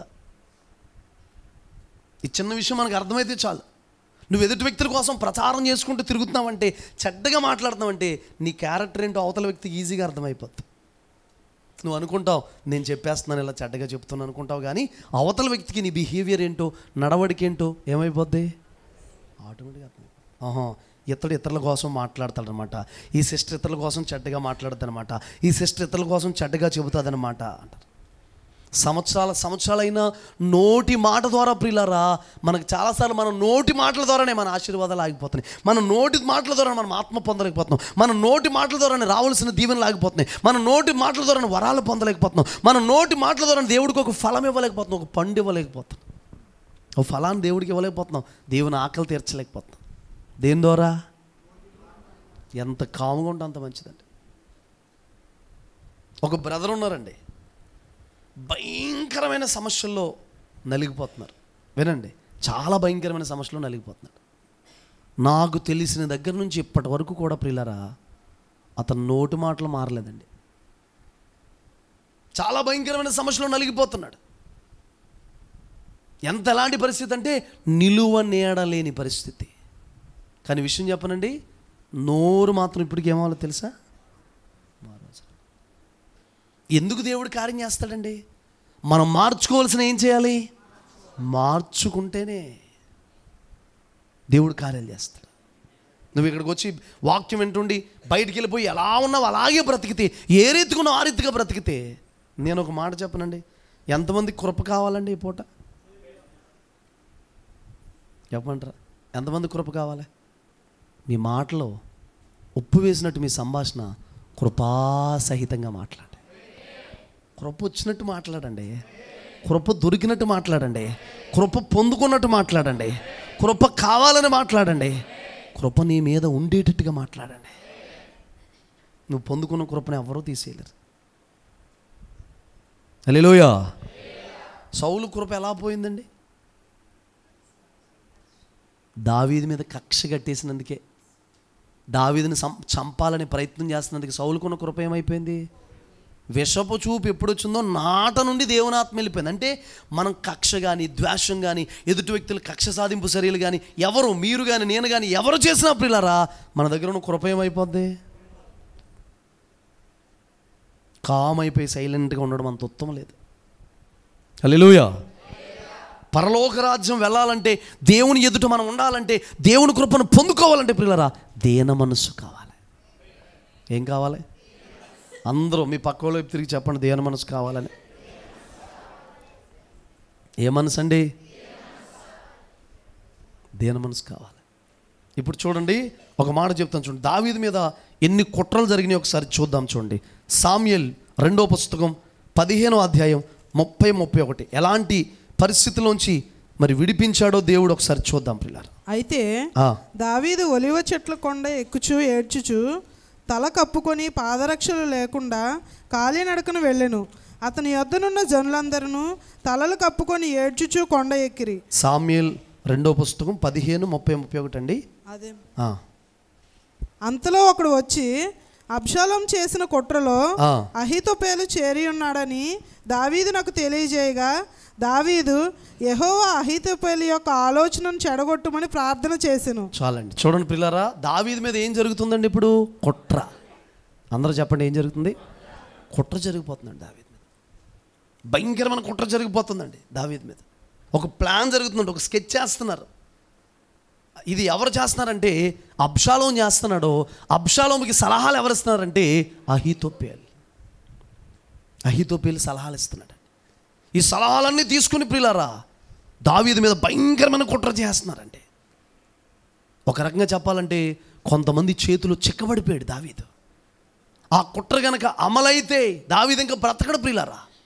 అలాంటి టైంలో దావీదు అహీతోపెలు యొక్క ఆలోచన చెడగొట్టయ్యా అని ప్రార్థన చేశాడంటే. చెప్పండి, ఒక మాట చెప్పమంటారా?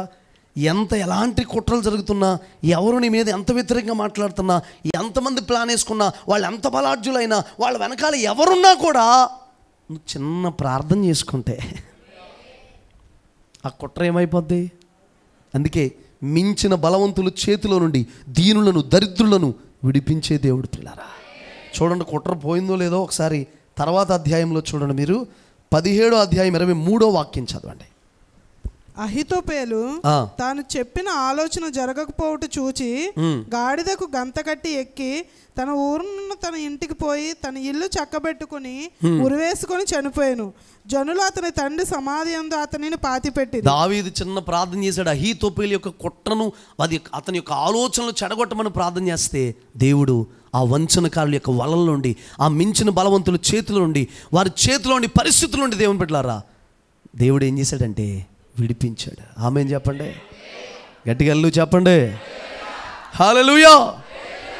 అర్థమవుతున్నా ప్రియులారా? చిన్న ప్రార్థన ఏ పరిస్థితిలోనైనా నిన్ను విడిపించగలిగింది ఆయనే, ఏ కట్లలోనైనా విడిపించగలిగింది ఆయనే. ఏ పరిస్థితి అయితే ఆ పరిస్థితిలో మన దగ్గర ఏముండాలంటే దేనత్వం. నువ్వు గుర్తుపెట్టుకో, అప్పులైపోయావా? దీనుడిగా ఉండు. సమస్యలు ఉన్నాయా? దీనుడిగా ఉండు. నిందలు వచ్చినాయా? దీనుడిగా ఉండు. రకరకాలుగా మనుషుల్ని మాట్లాడుతున్నారా? దీనుడిగా ఉండు. ఓరకనే నీ మీద లేనిపోయిన నిందలు వచ్చినాయా? దీనుడిగా ఉండు. అసలు నీకు సంబంధం లేని సమస్య నీ మీద వచ్చి పడిందా? దీనుడిగా ఉండు. నిన్ను కావాలని ఇరికించారా? దీనుడిగా ఉండు. ఖచ్చితంగా దేవుడు కార్యం చేస్తాడు. దావీదు ఏమన్నా చేశాడండి? ఏమైనా తప్పు ఉందండి? రాంగ్గా నడిచాడండి? చెడ్డ మార్గంలో వెళ్ళాడండి? అయినా తన మీద కుట్ర పన్నేస్తున్నారంట. చాలామంది చేరిపోయారంటండి దావీదు ఆ అహితోపేలు వీళ్ళ ఆలోచనలో, అబ్షాలోము చేస్తున్న కుట్రలో. Praise the lord.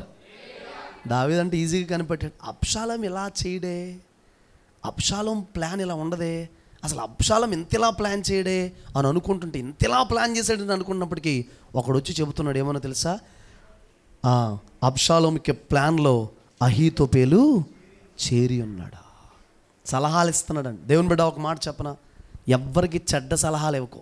మందిరం మానేయమని, కక్ష కట్టమని, భర్తకు వ్యతిరేకంగా ఉండమని, భార్యకి వ్యతిరేకంగా ఉండమని, దైవజనులకు వ్యతిరేకంగా ఉండమని, నీ తండ్రి మీద తిరుగుబాటు చేయని, నీ తల్లి మీద తిరుగుబాటు చేయని, నీ బంధువుల మీద తిరుగుబాటు చేయని, వాళ్ళ మీద గొడవకు వెళ్ళిపో, వీళ్ళ మీద గొడవకు వెళ్ళిపో, ఇలా చేయి అలా చేయని చెడ్డ ఆలోచనలు ఎవరికి మనం ఏం చేయకూడదండి, ఇవ్వకూడదు. అసలు ఎవరికి జీవితంలో నువ్వు ఆలోచన ఇవ్వకపోయినా పర్వాలేదు, సలహా ఇవ్వకపోయినా పర్లేదు, నీ సలహాను బట్టి, ఆలోచనను బట్టి ఇతరులు ఏమవ్వకూడదంటే పాడవకూడదు. Praise the lord. చెప్పండి గట్టిగా. మించిన బలవంతులు చేతిలోంచి విడిపించగలిగిన దేవుడు ఉన్నాడు ప్రియులారా. ఎలాంటి కుట్రలు జరుగుతున్నా విడిపించే దేవుడు ఉన్నాడు.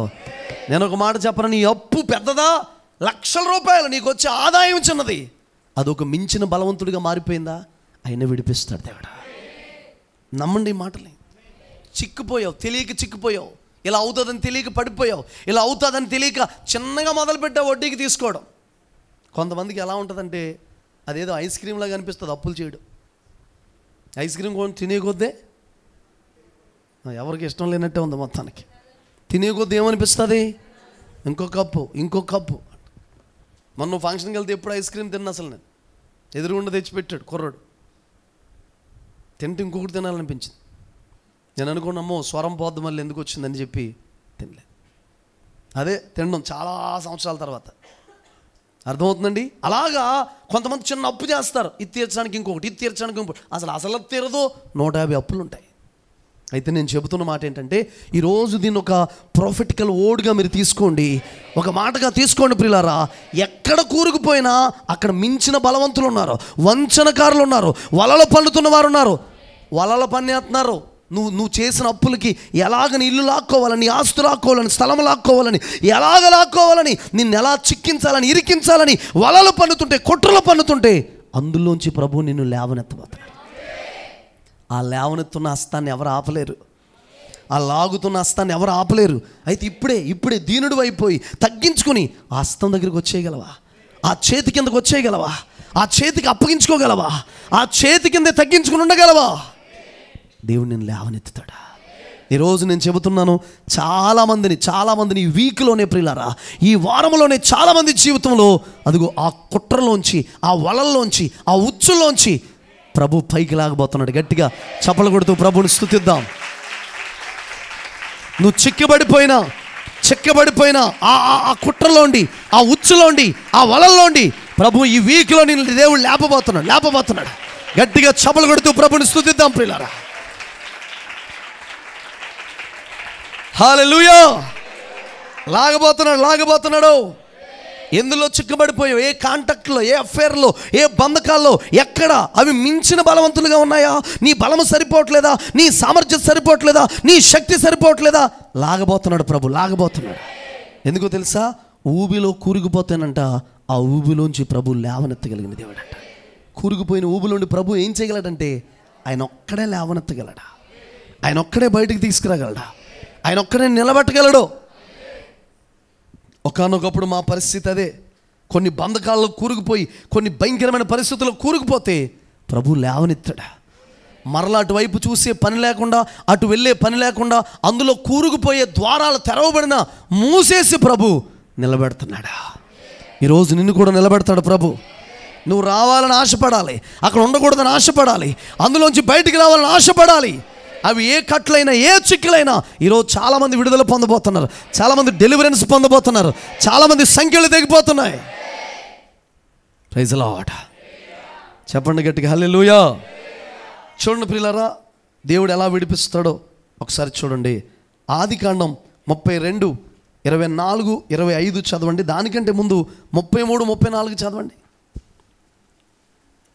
33వ అధ్యాయం 4వ వాక్యాన్ని చదవండి. ఆదికాండం.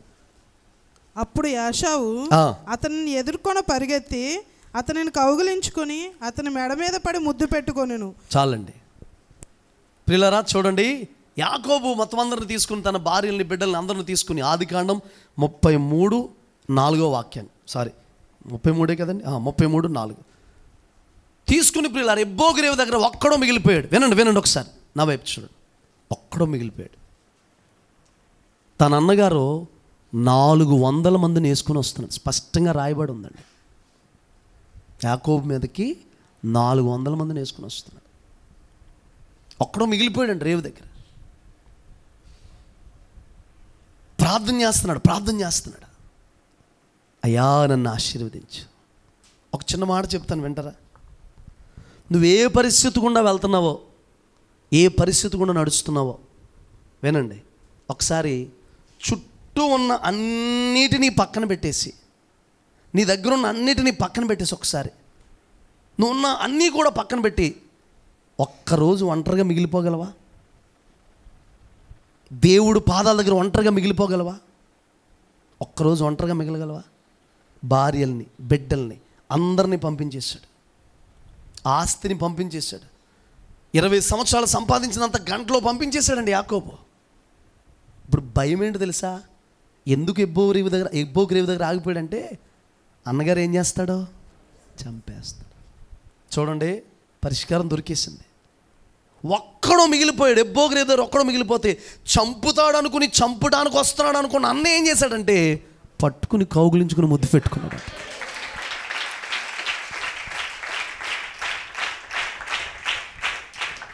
యాకోబు బలానికి మించుంది అక్కడ యాషావు బలం. యాకోబు బలానికి మించుంది యాషావు బలం. తన బలము, తన సామర్థ్యం, భార్య బిడ్డలు, ఉన్న ఆస్తి ఏది కాపాడదని యాకోబుకి ఏమైపోయింది? ఒక మాట చెప్పమంటారా? పరిస్థితులు గుండా వెళ్తున్నప్పుడైనా వినండి, నా వైపు చూస్తూ వినండి. పరిస్థితులు గుండా వెళ్తున్నప్పుడైనా అశోక్ వర్ధన్ గారు చూస్తున్నాను, తర్వాత చౌదరి అని బైబిల్, హల్లెలూయా. పరిస్థితులు గుండా వెళ్తున్నప్పుడైనా నీకు ఏమవ్వాలంటే ఏం చేయాలో అర్థం కావాలి. అప్పుడు యాకోబుకి అర్థమైంది ఏంటి? ఆ కొద్ది క్షణాల్లో తను తీసుకున్న ఆలోచన ఏంటో తెలుసా? ఈ ఆస్తి పంపించిన, అంతస్తు పంపించేసిన, ఏమి చేసిన, భార్యలు ఇచ్చిన, బిడ్డలు ఇచ్చిన యాషావు నన్ను బ్రతకనివ్వడు. నేను ఎక్కడుంటే బ్రతుకుతానో తెలుసా? ఎక్కడుంటే సురక్షితంగా ఉంటాను తెలుసా? ఎక్కడుంటే ఈ సమస్యకి పరిష్కారం దొరుకుతుందో తెలుసా?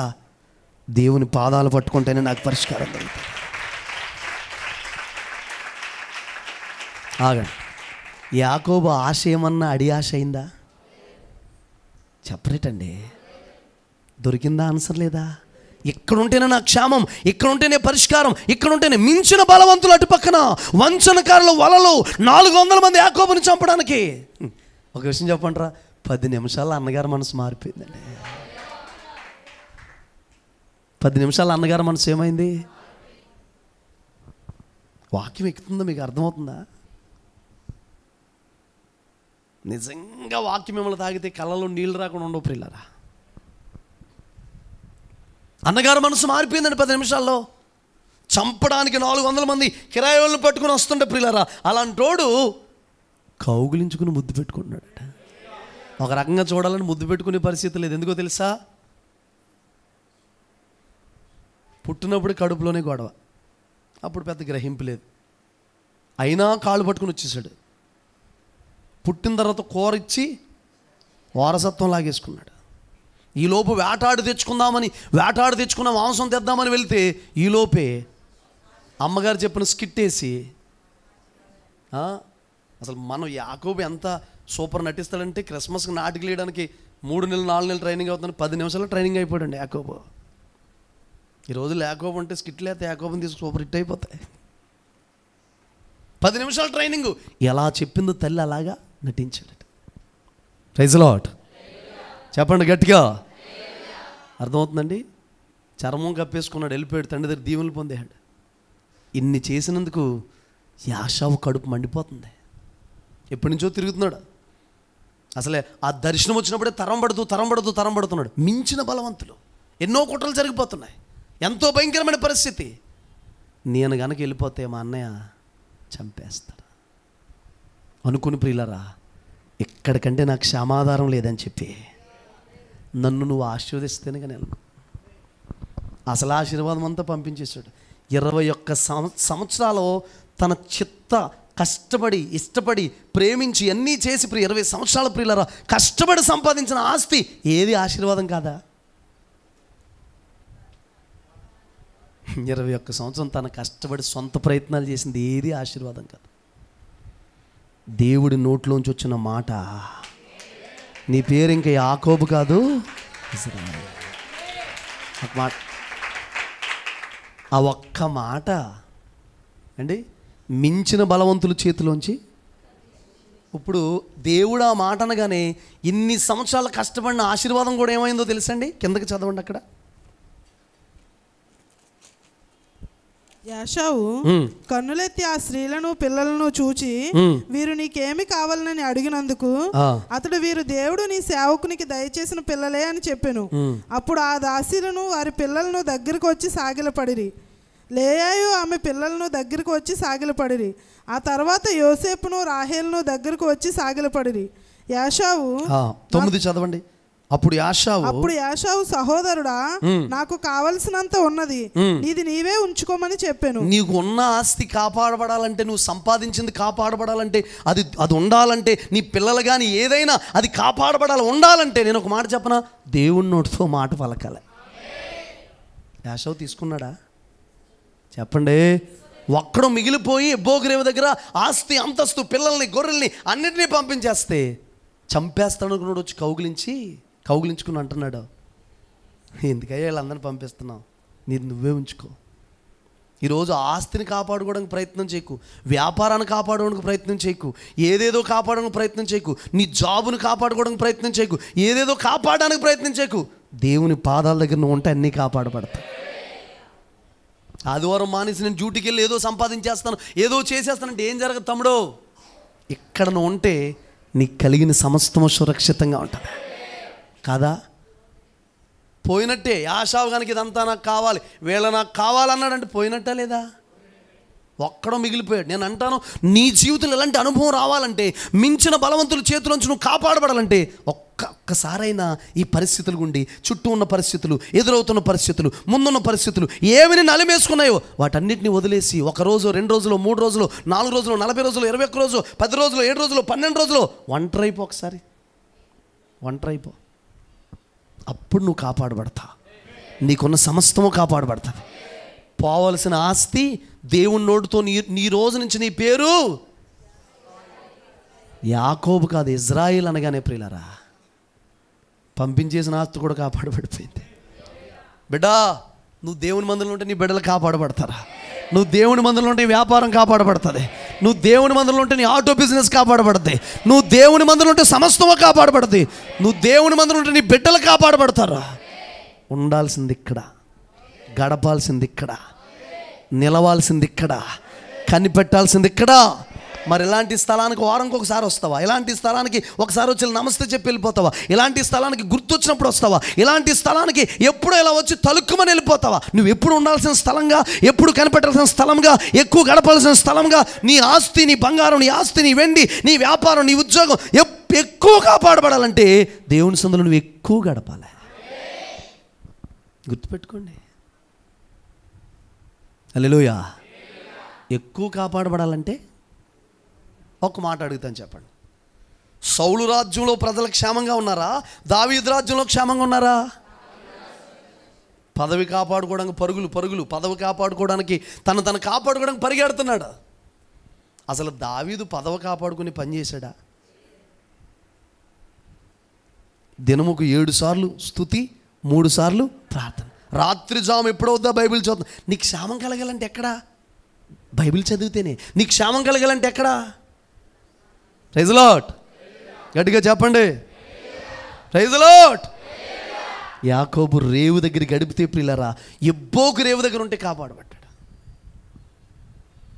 దేవుని మందిరంలో నీ బిడ్డలు ఉంటే, దేవుని పనికి నీ బిడ్డలు పంపిస్తే, శనివారం యవనస్తుల కూడికి జరుగుతుంది. ఇంటికాడ కూర్చుంటే నీకేం దీవెన వస్తుంది? మీ పిల్లలు ఇంటికాడ ఉంటే ఏం క్షేమంగా ఉంటారు? వాడు మందిరంలోకి వస్తే ఏదో ఒక మాట్లాడి చెవిలో పడుతుంది. పంపించాల్సిన బాధ్యత ఎవరిదే? నేను చెప్పనా ప్రియులారా, యథార్థంగా నేను సేవలోకి వచ్చిన దగ్గర నుంచి ఎక్కడో 100 రూపాయలు ఇస్తున్నారు, ఎక్కడో బ్యాగ్ ఇస్తున్నారు, ఎక్కడో కూటమంట, ఎక్కడో బిర్యానీ పెడుతున్నారు, ఎక్కడో ఏదో చేస్తున్నారు అని తిరగలేదండి. నేను నా భార్య లేకపోతే రక్షణ పొందిన దగ్గర నుంచి నేను కానీ, పెళ్ళైన దగ్గర నుంచి నేను నా భార్య నేర్చుకుంది ఏంటో తెలుసండి, దేవుని పాదాల దగ్గర గడపడం నేర్చుకున్నాను. నేనున్నంత క్షేమంగా ఎవరు లేరండి. అంత క్షేమంగా దేవుడు నన్ను ఉంచాడు. ఖ్యాతి ఇచ్చాడు, ఘనత ఇచ్చాడు, పేరు ఇచ్చాడు, గొప్పతనం ఇచ్చాడు. Praise Lord. నువ్వు ఎక్కడుంటే సురక్షితం చెల్లి, ఎక్కడుంటే సురక్షితం అన్నా, ఎక్కడుంటే నువ్వు మించిన బలవంతుల చేతిలోంచి విడిపించబడతావు. వాడి మీద కేకలేస్తేనా రా చూసుకుంది, నువ్వు 400 మంది వేసుకొచ్చావా, నేను 500 మంది వేసుకొచ్చాను, యాకోబు కేకలేస్తే రక్షించబడదుడా? విషయం చెప్పమంటారా? యాకోబు నాన్నగారు ఆశీర్వదించినప్పుడు ఆకాశపు మంచు భూసారము కలిగి నువ్వు పచ్చగా ఉంటావు, నువ్వు దీవించబడతావు, నేను దీవించినోడు దీవించబడతాడు, ఆశీర్వదించబడినోడు నిన్ను ఆశీర్వదించినోడు ఆశీర్వదించబడతాడని చెప్పాడు. ఒక మాట చెప్పనా, 20 సంవత్సరాలు సరిగ్గా మోకరించినా మోకరించకపోయినా, 20 సంవత్సరాలు కన్నీరు కార్చకపోయినా మళ్ళా తీసుకొచ్చి దేవుని పాదాల దగ్గర పడేసింది ఏంటో తెలుసండి, ఆ మంచే ఆ అభిషేకమే. అందుకే నీ తల మీద పోయబడిన అభిషేకాన్ని, నీ మీదకి వస్తున్న దేవుని సంధిని నువ్వు పొందుకూడదు, ఆత్మను పోగొట్టుకోకూడదు. ఏం లాస్ అయిపోయినా పర్లేదు, ఎక్కడుంటే నీకు క్షేమం తమ్ముడు, ఎక్కడుంటే నీకు మేలు. ఇంటి దగ్గర ఉండి ఎలా గడుపుతున్నావు శుక్రవారం, ఇంటి దగ్గర ఉండి ఎలా గడుపుతున్నావు శనివారం, ఇంటి దగ్గర ఉండి ఎలా ఉండిపోతున్నావు, తెల్లవారుజాముండి ఎలా లేవలేకుండా ఉంటున్నావు, లేచి ఆయన పాదాల దగ్గర ఉండు, నీకు కలిగిన సమస్తానికి క్షేమం కలుగుతుంది కాదా? ఇంకొక ఆధారం చెప్పనా, సాతానుగాడు అంటున్నాడు కదండి యోబుతో, ఊరక నేను స్తుతించేస్తున్నాడా యోబు, తన ఇంటి చుట్టూ నువ్వేమేశావు? ఎందుకని చేశాడు? ప్రతి అరుణోదయం లేచి ఏం చేస్తున్నాడా? ఒక మాట చెప్పండి, నీ పిల్లల కోసం వేసిన ధూపం ఏది? మీ అబ్బాయి కొరకు నువ్వు చేసిన ప్రార్థన ఏది? నీ భార్య కొరకు నువ్వు చేసిన ప్రార్థన ఏది? మీ అబ్బాయి కొరకు, మీ కూతురు కొరకు నువ్వు చేసిన ప్రార్థన ఏది? ప్రార్థన పెట్టుబడి పెట్టకుండా, ప్రార్థన స్టోరేజ్ చేయకుండా ఏ కార్యాలు నువ్వు చూడలేవండి. ఏది నీ బిడ్డ కోసం వేసే ధూపం ఏది? నీ పిల్లోడి కోసం ఒక పావు గంట స్తుతులు చెప్తున్నావా? మీ కూతురు కోసం ఒక పావు గంట స్తుతులు చెప్తున్నావా? మీ అబ్బాయిల కొరకు చేతులెత్తి తండ్రిగా స్తుతులు చెబుతున్నావా? ఒక మాట చెప్పనా, ఆత్మీయ తండ్రి ద్వారా వచ్చే దీవెన అనండి కొంచెం గట్టిగా, ఆత్మీయ తండ్రి ద్వారా వచ్చిన, ఆత్మీయ తల్లి ద్వారా వచ్చే దీవెన, ఆత్మీయ నాయకుల ద్వారా వచ్చే దీవెన. ఒక మాట చెప్పనా, పిల్లలకి పాస్టర్ గారి ద్వారా, పాస్టమ్ గారి ద్వారా దీవెన వస్తుంది. ఆత్మీయ తల్లి ద్వారా దీవెన వస్తుంది, ఆత్మీయ తండ్రి ద్వారా దీవెన వస్తుంది. పిల్లలకి తల్లిదండ్రుల ద్వారా దీవెన వస్తుంది. తల్లిదండ్రుల ద్వారా వచ్చే దీవెన, రోడ్డు మీద వెళ్తాను ఎవరో చిన్నానో పెద్దనానో, లేదా నిజంగా చిన్నానో పెద్దనానైనా 150 మంది చిన్నాన్నలు ఉన్నా కూడా తల్లిదండ్రుల ద్వారా వచ్చే దీవెన ఆ చిన్నాన్న ద్వారా రాదు, వాళ్ళకి తల్లిదండ్రుల ద్వారానే వస్తుంది అండి. అమ్మమ్మ తాతయ్య ద్వారా వచ్చే దీవెన ఉంటుంది, ఆ దీవెన వాళ్ళ ద్వారా రావాలి.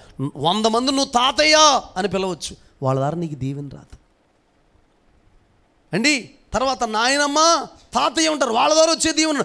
1,00,000 మంది నీకు తాతయ్యలు ఉండొచ్చు, నాయనమ్మలు ఉండొచ్చు, వాళ్ళ ద్వారా దీవెన వస్తుందా?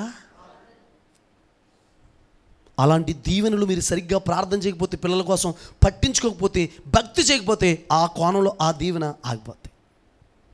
అందుకే ఆత్మీయ తల్లిదండ్రులతో, ముందు మనల్ని నడిపించిన వారితో, మనకు బాప్తిస్మం ఇచ్చిన వారితో, మనల్ని నడిపించిన వారితో సమాధానంగా ఉండాలి. నీ దగ్గర సమాధానం లేదా, ఆ దీవెన నీకు పోయినట్టే. ఆ కోణంలో నువ్వు వీక్గానే ఉంటావు, ఆ కోణంలో నువ్వు డల్గానే ఉంటావు, ఆ కోణంలో లోటు అలాగే ఉంటుంది, నీకు దీవెన రాదా. అందుకే నా పైన నాయకులుగా ఉన్నవాడిని నొప్పించేటట్టుగా, బాధ పెట్టేటట్టుగా, ఇబ్బంది పెట్టేటట్టుగా నేను బిహేవ్ చేయను. వాళ్ళు ఒకవేళ నన్ను సరి చేయడానికి ఏదైనా అన్నప్పుడు దాన్ని దిద్దుకుంటాను, క్రమపరుచుకుంటాను. ఎందుకంటే ఆ కోణంలో ఆశీర్వాదం, ఆ ఛానల్లో ఆశీర్వాదం ఆగిపోద్ది. ఆశీర్వాదం ఆగిపోతే మనం వెళితిలాగానే ఉంటుంది. మీ నాన్నగారు చనిపోయారండి, దేవుని దగ్గరికి వెళ్ళిపోయారు, ఆ ప్లేస్లో 150 మంది నాన్నలు తీసుకొచ్చి పెట్టండి. మీ నాన్నతో నువ్వు ఉన్నట్టు నాన్నతో మాట్లాడుతూ చేయగలవా? మీ అమ్మగారు ప్రభు దగ్గరికి వెళ్ళిపోయారు, 100 మంది తల్లిని తీసుకొచ్చి పెట్టండి, ఆ పోస్టు బదిలీ అవుద్దా? చెప్పండి. నీ ఆత్మీయ తండ్రి, నీ ఆత్మీయ తల్లి, నిన్ను కన్న తండ్రులే, నీ అన్నయ్య, తమ్ముడే, సహోదరుడు సహోదరే, ఆ ప్లేస్ ఎవరు బదిలీ చేయలేరు పిల్లారా. ఆ దీవెనికి రావాలంటే ఆ ప్లేస్లో నువ్వు ఎలా ఉండాలి చెప్పండి. ప్రేయర్ పెట్టామండి, సమిశ్రుడంలో ఓపెన్గానే చెబుతున్నాను, కానుక పట్టలేదు, రాకడికి ప్రజలను సిద్ధపరచాలని పెడితే మా పాస్టర్ గారు బాధపడుతున్నారని తెలిసింది నాకు. మేము పెరిగిన ఆత్మీయ తండ్రి బాధపడుతున్నాడని తెలిసిందండి. నెక్స్ట్ వీక్ నుండే ఆరాధన ఆపేసామండి. ఒక్కసారి మీటింగ్స్ పెట్టినందుకు బాధపడ్డారని తెలిసింది. విషయం చెప్పమంటారా, సంవత్సరం పెట్టండి మేము సహకరిస్తాం అని 3 మంది చెప్పారండి. వాళ్ళు సహకరించకపోయినా పెట్టగలను, ఊరు మీద ఉన్న భారంతో. ఒకవేళ నేను ఎప్పుడైనా పెడితే ఆ దైవజన్ని అడిగి, ఆయన్ని అడిగి, ఆయనతో మాట్లాడి పెట్టమంటే ఊరు రక్షణ కొరకు ఆయన సమక్షంలోనే పెట్టాలనుకున్నాను. ఎలాగ మమ్మల్ని పెంచారో, ఎలా ఉన్నామో ప్రియులారా, మనం ఏమవ్వకూడదు, మర్చిపోకూడదు. ఆ కోణంలో సమాధానం మనకేమవ్వకూడదు, సమాధానంగా ఉండండి. నిన్ను పెంచారు ఒకనొక టైంలో, అంటే ఒక్కొక్కరినొక టైంలో దేవుడు వాడుకుంటాడండి. Praise lord. ఒక మాట చెప్పమంటారా, 1వ క్లాస్ టీచర్ గారు ఉన్నారండి. డిగ్రీకి వెళ్ళిన తర్వాత కూడా ఆ టీచర్ గారు చదువు చెప్పించుకుంటావా? కొన్నిసార్లు ఒకవేళ నేను దేవుడు వేరుపరచచ్చు, కొన్నిసార్లు చేయొచ్చు. కానీ ఆ కోణం, ఆ ఛానల్, వారితో సమాధానం మనం ఏం చేయకూడదు, పోయినట్టే, ఆశీర్వాదం పోయినట్టే. ఒకవేళ నీ ఆత్మీయతండ్రితో అసమాధానంగా ఉన్నావా, నిన్ను నడిపిస్తున్న వారితో అసమాధానంగా ఉన్నావా, మనసులో ఏదో పెట్టుకుని ఉన్నావా, ఓపెన్ అవ్వకుండా ఉన్నావా, ఆ ఛానల్లో నీకు ఆశీర్వాదం పోదు. ఆ ఛానల్ వీక్గానే ఉంటుంది, ఆ ప్లేస్ వీక్గానే ఉంటుంది, ఆ స్థానం అలా వీక్గానే ఉంటుంది. పొందలేం ఇంకా ఆశీర్వాదం. Praise Lord. కాబట్టి మనం ఏం చేయాలంటే సమాధానం ఉండాలి. ద్రాక్షావల్లి తీగ ద్రాక్షావల్లితో ఉంటేనే, అంటుకట్టబడితేనే అందులోకి జీవం వెళ్తుంది. ఆమేన్ చెప్పండి. హల్లెలూయా. చంపేస్తాడు అనుకున్న అన్న ప్రియులారా ముద్దు పెట్టుకున్నాడు యాకోబుని. ఒక్క మాట, దేవుడు నీ పేరుకి మీదట యాకోబు కాదు, ఉన్నదంతా కాపాడు పడిపోయింది. నీ బిడ్డలు, నీ ఆస్తి, నీకున్న సమస్తము, నీ చదువులు, నీ జాబు అన్నీ కాపాడబడాలంటే ఎక్కడ గడపాలి రా, ఎక్కడ గడపాలి? అలాంటి జాబులే చూసుకోండి. దేవుని మందిరకు దూరం చేసేది, మందిరానికి దూరం చేసి ఇలా అవగాహన ఆదివారం అలా వెళ్ళిపోయి మరలా జాబ్. అలాంటి జాబులు ఎందుకండి? ఏం ఆశీర్వాదకరంగా ఉంటాయి? ఎన్ని లక్షలు సంపాదించాను ఈ నెల నుంచి, ఎన్ని లక్షలు పోగేసావు? హల్లెలూయా. ఎందుకండి అలాంటి జాబులు? నీకు రోషం ఉంటే దేవుడు ఇంకోటి ఇస్తాడంటే మానే. చేతగానుడు కాదు దేవుడు, రెడీగా ఉంటుంది. ఒక బిడ్డకి స్కాలర్ ఇస్తున్నారండి మన చర్చిలో. పాపే మీటింగ్ జరుగుతుంది, యూత్ మీటింగ్. ఆ రోజు స్కాలర్ రాస్తారంట, లాస్ట్ అంట. వచ్చి ప్రార్థన చేయమన్నది. ఆ అమ్మాయి ఏం చెప్తుందని ప్రార్థన చేసుకుని వెళ్తుందేమనుకోండి. అన్న ఈరోజే స్కాలర్ లాస్ట్ అంట, రాస్తారంట, ఇంక ఈరోజు వెళ్ళకపోతే ఎవరంట. అయినా నేను యూత్ మీటింగ్లో ఉంటాను, ఇస్తే ఏమైనా లేకపోతే మానేండి అంత. విషయం చెప్పమంటారా, ఆ పాప కోసం ఒక వారం రోజులు ఎక్స్టెండ్ చేశాడు దేవుడు. అసలు నువ్వు దేవుడి కోసం నిలబడితే దేవుడు నిలబడతాడు. వెళ్ళకపోతే తీసేస్తారండి. తీసేస్తే తీసేనే.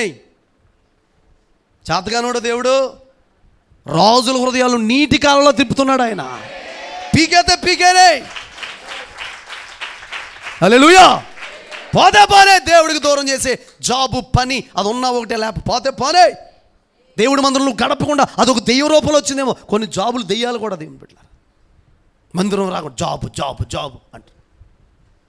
కొన్ని పనులు దెయ్య రూపంలో పనిచేస్తాయి. మందిరానికి దూరం, దేవుని మందిరానికి దూరం, దైవజనుడికి దూరం, సహవాసానికి దూరం చేసి నేను అలా నెట్టికెళ్తున్నాయి. వివేచన ఉండలేదు నీకు.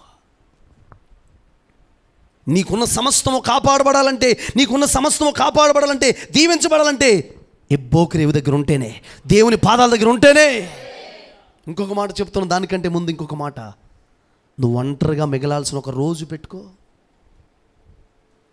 అన్న అన్ని రోజులు అప్పులు ఉన్నాయి, అన్ని సమస్యలు అప్పులు ఉన్నాయి చెల్లి, అంత సమస్య ఉంది. ఒక్కరోజు సెల్ ఫోన్ ఆపి నీ సమస్యకు పట్టుదలగల ఒక రూమ్లోకి వెళ్ళి ప్రార్థన చేయలేవా? దేవుడు తీర్చలేడా? చెప్పండి. మారని భర్తను తీసుకొచ్చి పెడతా ఏది? ఇప్పుడు పరిస్థితి అంతా ఎలా ఉందో తెలుసండి. దేవుడిచ్చిన బహుమానాలను పట్టుకుని, దేవుడిచ్చిన వస్తువులను పట్టుకుని, దేవుడిచ్చిన వాహనాలు పట్టుకుని అలాడుతున్నారు, కానీ దేవుడిని పట్టుకుని అలాడతలేదు. ఒక మాట చెప్పమంటారా, యాకోబు గనక ఎబ్బోకరేవులో చుట్టూ భార్యల్ని, పిల్లల్ని, అందరిని, గొర్రెలు అన్నీ పెట్టుకుని ఏడుస్తూ ఉంటే యాకోబు దేవుని పొందకపోతాడు. అవునా కదా చెప్పండి. ఏడుతున్నాడంటే భార్య వచ్చేది, ఎందుకేమో ఏడుతావు అందరు. పిల్లలు వచ్చినానో ఎందుకు ఏడుతున్నావు అందరు. మేము అందరం లేవు ఎందుకు ఏడుతున్నాను, వాళ్ళు ఏడు చేతురు. యాకోబుని ప్రార్థన చేసుకొని పోతారు.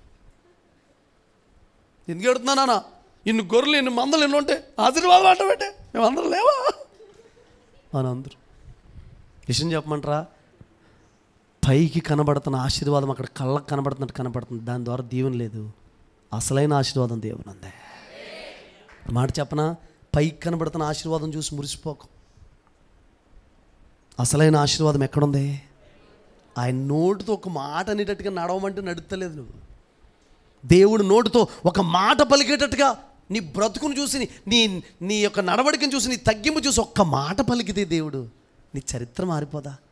ఆయన అనేదాకా ఉండొచ్చుగా, అలా నడవచ్చుగా. ఒక్కసారి ఒంటరవ్వండి మీరు.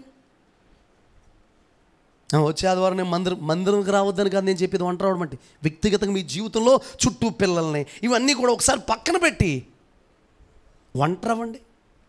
నీకు వచ్చినట్టే ప్రార్థన చేయి, ఏడుసేయి, కేకలు వేయి, సెల్ ఫోన్ స్విచ్ ఆపేసేయి. రోజంతా నేను ఏడుస్తున్నాను అప్పుల కోసం, రోజంతా ఏడుస్తున్నాను ఆశీర్వాదం కోసం, రోజంతా ఏడుస్తున్నాను నా భార్య కొరకు, రోజంతా ఏడుస్తున్నాను నా పిల్లల కొరకు, రోజంతా ఏడుస్తున్నాను నా మారని పెట్టు కొరకుని. ఒక్కసారి అందరినీ పంపించి ఒక్కడవైపో, ఒంటరైపో. ఈ కొద్ది రోజులు నువ్వు ఒంటరైపో, ఈ వారంలోనే ఒంటరవో.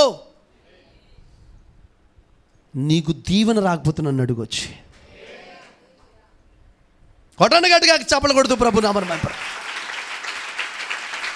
హల్లెలూయా. ఆ ఒంటరి అయ్యే టైం కూడా నీకు లేదా? ఆ ఒంటరి ఒక రోజు దేవునితో గడపలేవా? నీ బ్రతుకుని ఎవడం మార్చలేడు. ఇంకా లాస్ట్ ఫైనల్ ఛాన్స్ అండి. ఒక విలువైన మాట గతంలో చెప్పాను, మరలా చెప్తున్నాను. చాలామంది అడిగారంట, ఏంటయ్యా 20 సంవత్సరాలు వాళ్ళ మావయ్య గారు జీతాలు మార్చేశాడు, చాలాసార్లు అలా చేశాడు ఇలా చేశాడు, అప్పుడు ఏం మాట్లాడలేదు నువ్వు? ఎబ్బోగిరిలో ప్రార్థన చేస్తే ఇప్పుడు దిగొచ్చావు? అసలు స్టార్టింగ్ వాగ్దానమే ఏంటండి యాకోబుది? నేను నీతో చెప్పింది నెరవేర్చే వరకు నిన్ను విడువను, నెవర్ ఫర్గెట్, నీ చెయ్యి విడువను, నిన్ను మర్చిపోను అన్నాడు కదా. దేవుడు అన్నాడంట, ఏం అద్భుతమైన ఆన్సర్ ఇచ్చాడు తెలుసండి. నేను యాకోబుని వదులుతామేంటయ్యా, 21 సంవత్సరాలు వెంటపడ్డానయ్యా, 20 సంవత్సరాలు వెనకాల తిరుగుతున్నానయ్యా.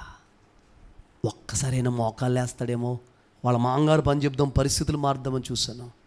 20 సంవత్సరాలు ఒక్కసారి కూడా మోకాళ్ళు వేయలేదు, వెంటపడుతున్నాను. ఇదిగో ఎబ్బోగిరేవు దగ్గర మోకాళ్ళు వేసాడు, దిగొచ్చేసి నీ పేరు ఇంక యాకోబు కదా ఇజ్రాయేల్ అని చెప్పాను.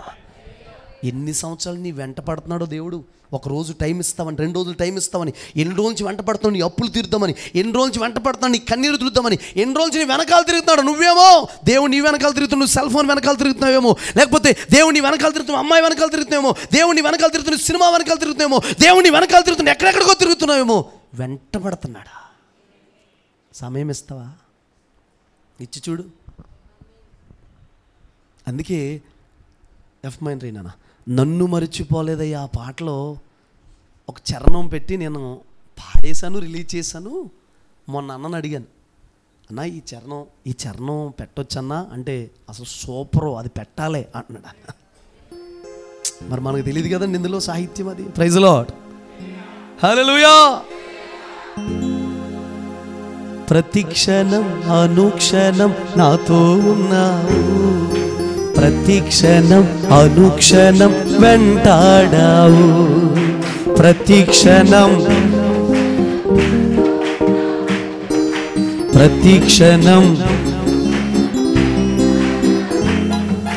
నన్ను మరచిపోలేదయా, నన్ను విడిచి ప్రతిక్షణం అనుక్షణం నాతో ఉన్నావు, ప్రతిక్షణం అనుక్షణం నీవుంటే నాకు చాలయ్యా, వేరేమి నేను కోరనయ్యా, నీలోని ఆనందం నాకు, నీలోని ఆలోచన నాకు, ప్రతిక్షణం అనుక్షణం నాతో ఉన్నావు, ప్రతిక్షణం. హల్లెలూయా. ఈ పూట ఒంటరి అయిపోవడానికి ఇష్టపడుతున్నారా? అందరిని పంపించి ఒంటరి అయిపోయాడు. యాకోబు యొక్క లైఫ్లో టర్నింగ్ పాయింట్ అదే, టర్నింగ్ పాయింట్ అదే. విడిపించేశాడు దేవుడు మించిన బలవంతుల చేతిలోంచి, వంచనకారుల వలల్లోంచి విడిపించాడు. పిల్లారా, ఎక్కడ నువ్వు చిక్కబడినా, ఎక్కడ బంధించబడినా విడిపించే దేవుడు ఒకడు ఉన్నాడా? ఆమేన్ చెప్పండి. హల్లెలూయా. చూడండి, మీరు 12వ అధ్యాయం అపోస్తలుల కార్యాల గ్రంథం 12వ అధ్యాయం 11 ఒక్క మాట చదవండి. యాక్చువల్గా 5 నుండి 10 వరకు చదవాలి, అవసరం వద్దు, కానీ 11 ఒక్క మాట చదవండి. పేతురుకు తెలివి వచ్చి ప్రభువు తన దూతను పంపి హేరోదు చేతిలో నుండి యూదులను ప్రజలు నాకు చేయను ఉద్దేశించిన వాటన్నిటి నుండి నన్ను తప్పించి ఉన్నాడని ఇప్పుడు నాకు నిజంగా తెలియనని అనుకొనెను. Praise the lord. వాళ్ళందరి చేతిలో అంట పేతురు గారిని ఏం చేశారంటే విడిపించారు. హలో, ఇది ఎలా జరిగింది? 12:5 చదవండి. పేతురు చెరసాలలో ఉంచబడెను, సంఘమైతే అతని కొరకు అత్యాశక్తితో దేవునికి ప్రార్థన చేయుచుండెను. నువ్వు గుర్తుపెట్టుకో దేవుని పెట్టారు. ఇప్పుడు వీళ్ళు ఇలా అంటున్నాం, బాధపడొద్దు, అక్కడికి వెళ్ళి మరి ఏమీ పెట్టలేదు, ధర్నా చేయలేదు. హేరోద్ డామ్ డామ్, హేరోద్ డామ్ డామ్, యూదులు డామ్ డామ్ అన్నారా? చెప్పండి. ఎక్కడుంటే దేనికైనా క్షేమం, పేతురు గారికి క్షేమం కలగాలని, ప్రియులారా, అందులో క్షేమం కలగాలని, విడుదల పొందాలని వీళ్ళ క్షేమాధారమైన ప్లేస్ ఒకటి ఎంచుకుని ప్రార్థన చేస్తున్నారు. యాకోబు ప్రార్థన చేసిన స్థలం మందిరం కాదు కదా, ఎబ్బోకు రేవు కదండి. వీళ్ళందరూ కూడుకుని ప్రార్థన చేస్తున్న స్థలం మందిరము కాదు. కానీ ఇప్పుడు మనం ఎక్కడ కూడుకుని ప్రార్థన చేయాలి? Praise the lord.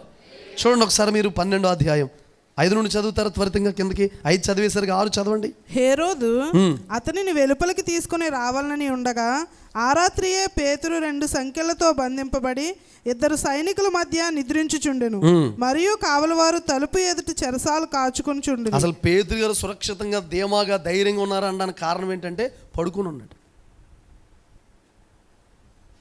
అదే పౌలు శీలను జైలు వేస్తే తీసుకెళ్ళి వాళ్ళు ఏం చేస్తున్నారు? ఆరాధన చేశారు. జైలు పునాదులు బద్దలైపోయింది. పేతురు గారికంట వెనకాల ప్రార్థించే సంఘం ఉందంటండి. అసలు సంఖ్యలు వేశారన్న బెంగే లేకుండా దేవుడు ఎప్పటికప్పుడు వచ్చి విడిపిస్తాడులే. ఇంకొక మాట చెప్పమంటారా? వాళ్ళు ఒక మంచి ప్లేస్లో సురక్షితంగా ప్రార్థన చేస్తుంటే పేతురు గారు జైల్లో కూడా సురక్షితంగా పడుకుని ఉన్నాడట. నీవు సురక్షితమైన స్థలాల్లో మోకరిస్తే, సురక్షితమైన స్థలంలో వస్తే, దేవుని మందిరంలో ఉంటే నీ జీవితం అంతా సురక్షితంగానే ఉంటుంది, కాపాడబడుతుంది.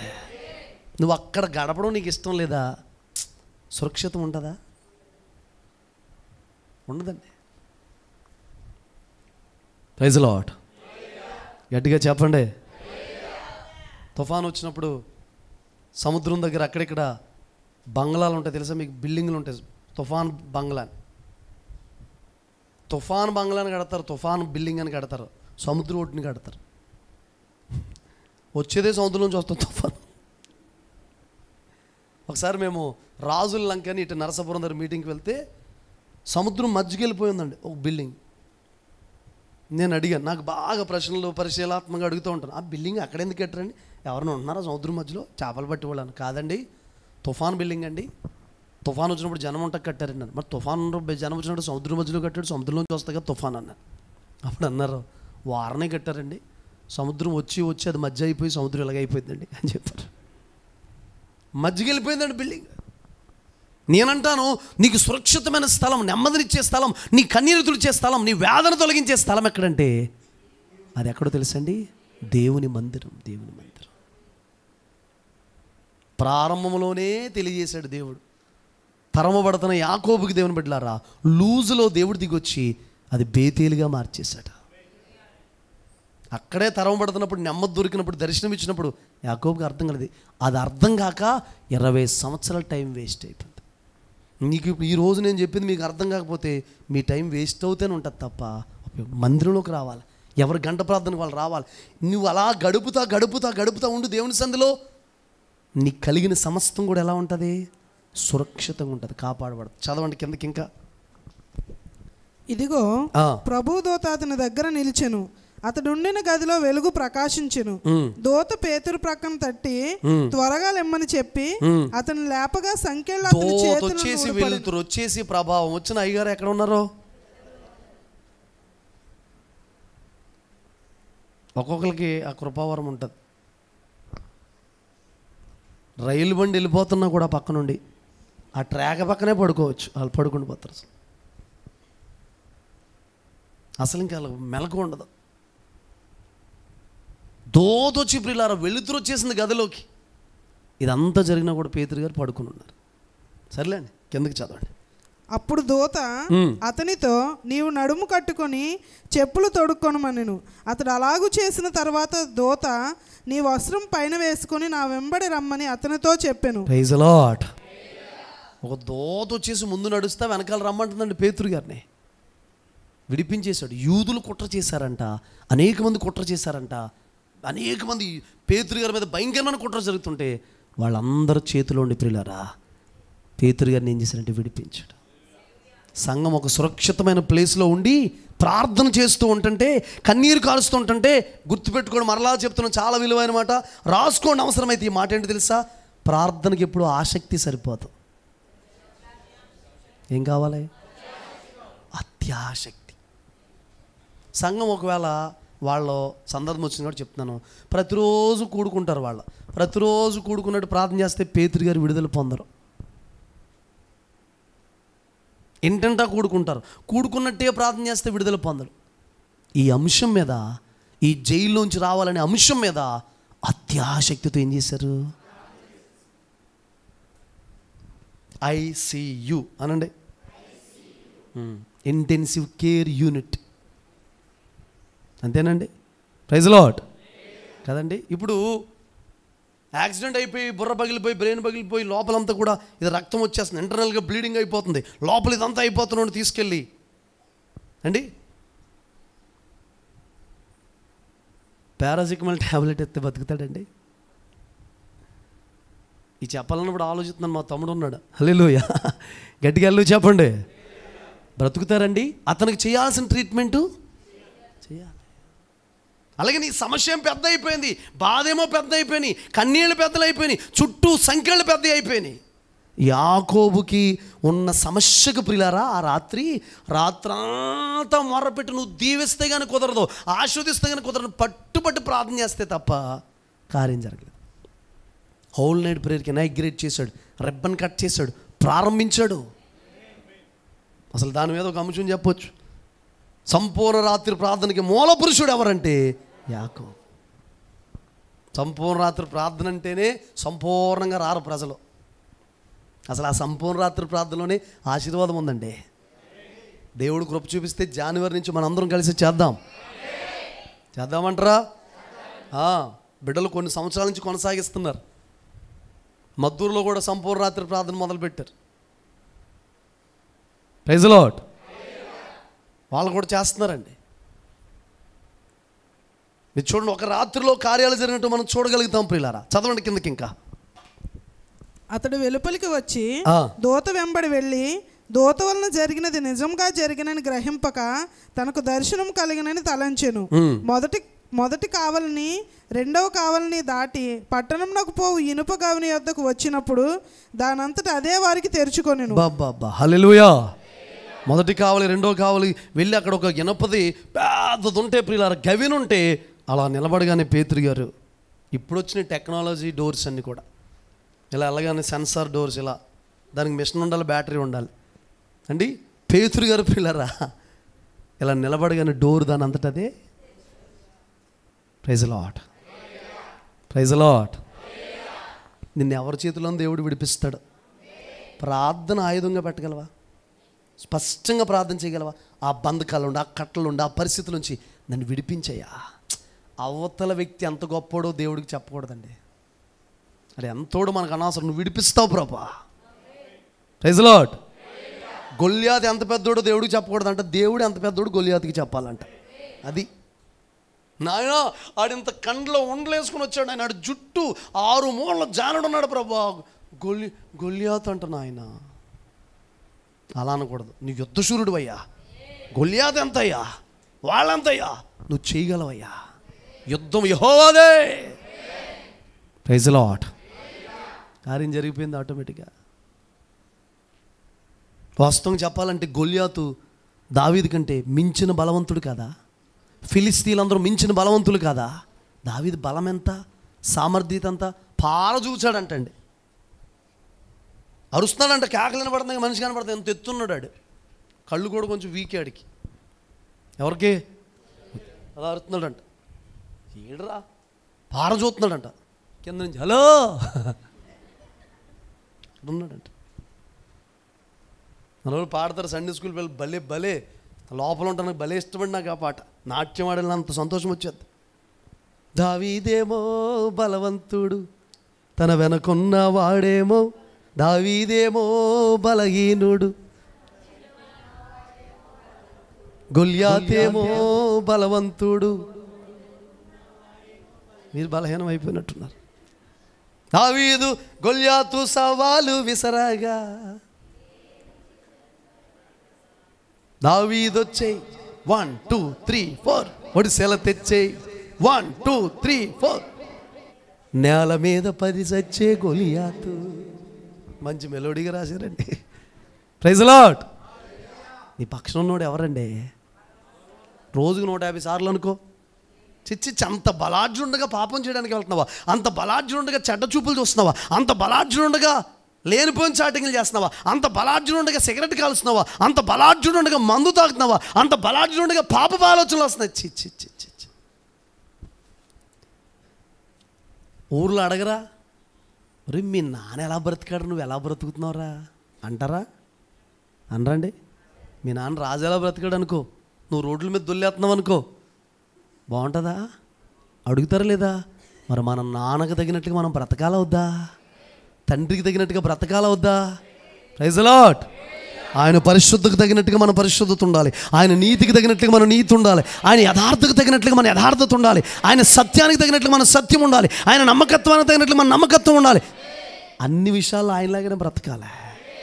ఎవరైనా నిర్ణయం తీసుకున్నారు, నిజమైన నిర్ణయం, ఒక మంచి నిర్ణయం ఏంటో తెలుసా? ఒంటరి అయిపోవడానికి ఇష్టపడుతున్నావు యాకోబు దగ్గర, దేవుని పాదాల దగ్గర యాకోబులాగా ఒంటరి అయిపోవడానికి. ఒక్క రాత్రి దేవుని దగ్గర గడుపు. లేదా ఒక మాట చెప్పనా, ఇంటి దగ్గర నీకు ఇబ్బందా? ఇక్కడ చాలా ప్రభావం ఉంటుంది. ఎందుకు ప్రభావం ఉంటుంది? ప్రార్థన చేసే స్థలం కాబట్టి, ఆరాధించే స్థలం కాబట్టి, కన్నీరు కార్చే స్థలం కాబట్టి. మందిరంలోకి ఒంటరిగా గడుపు. ఒకవేళ నీకు ఇబ్బందా, ఆ రూమ్లోకి వెళ్ళి ఒంటరిగా గడుపు. ఒక్క రాత్రి అన్నిటినీ పంపించేయి, అన్నిటినీ పక్కన పెట్టు, సెల్ ఫోన్ సైలెంట్ మోడ్లో పెట్టు, ఒక్క రాత్రి గడుపు. పురుషులైనా స్త్రీలైనా నేను ఛాలెంజ్ చేస్తున్నాను, మీకు సవాల్ ఇస్తున్నాను. అర్థమవుతుందా? బయట వాళ్ళకి ఇసిరేంత దమ్ము నాకు లేదు, కానీ మీకు ఇస్తున్నాను. ఎవరైనా మీ పరిస్థితి మారకపోతే, ద్వారాలు తెరవకపోతే, చిగురులు రాకపోతే, కర్ర ఉంది ఇక్కడ. హల్లెలూయా, ప్రైజ్ ది లార్డ్.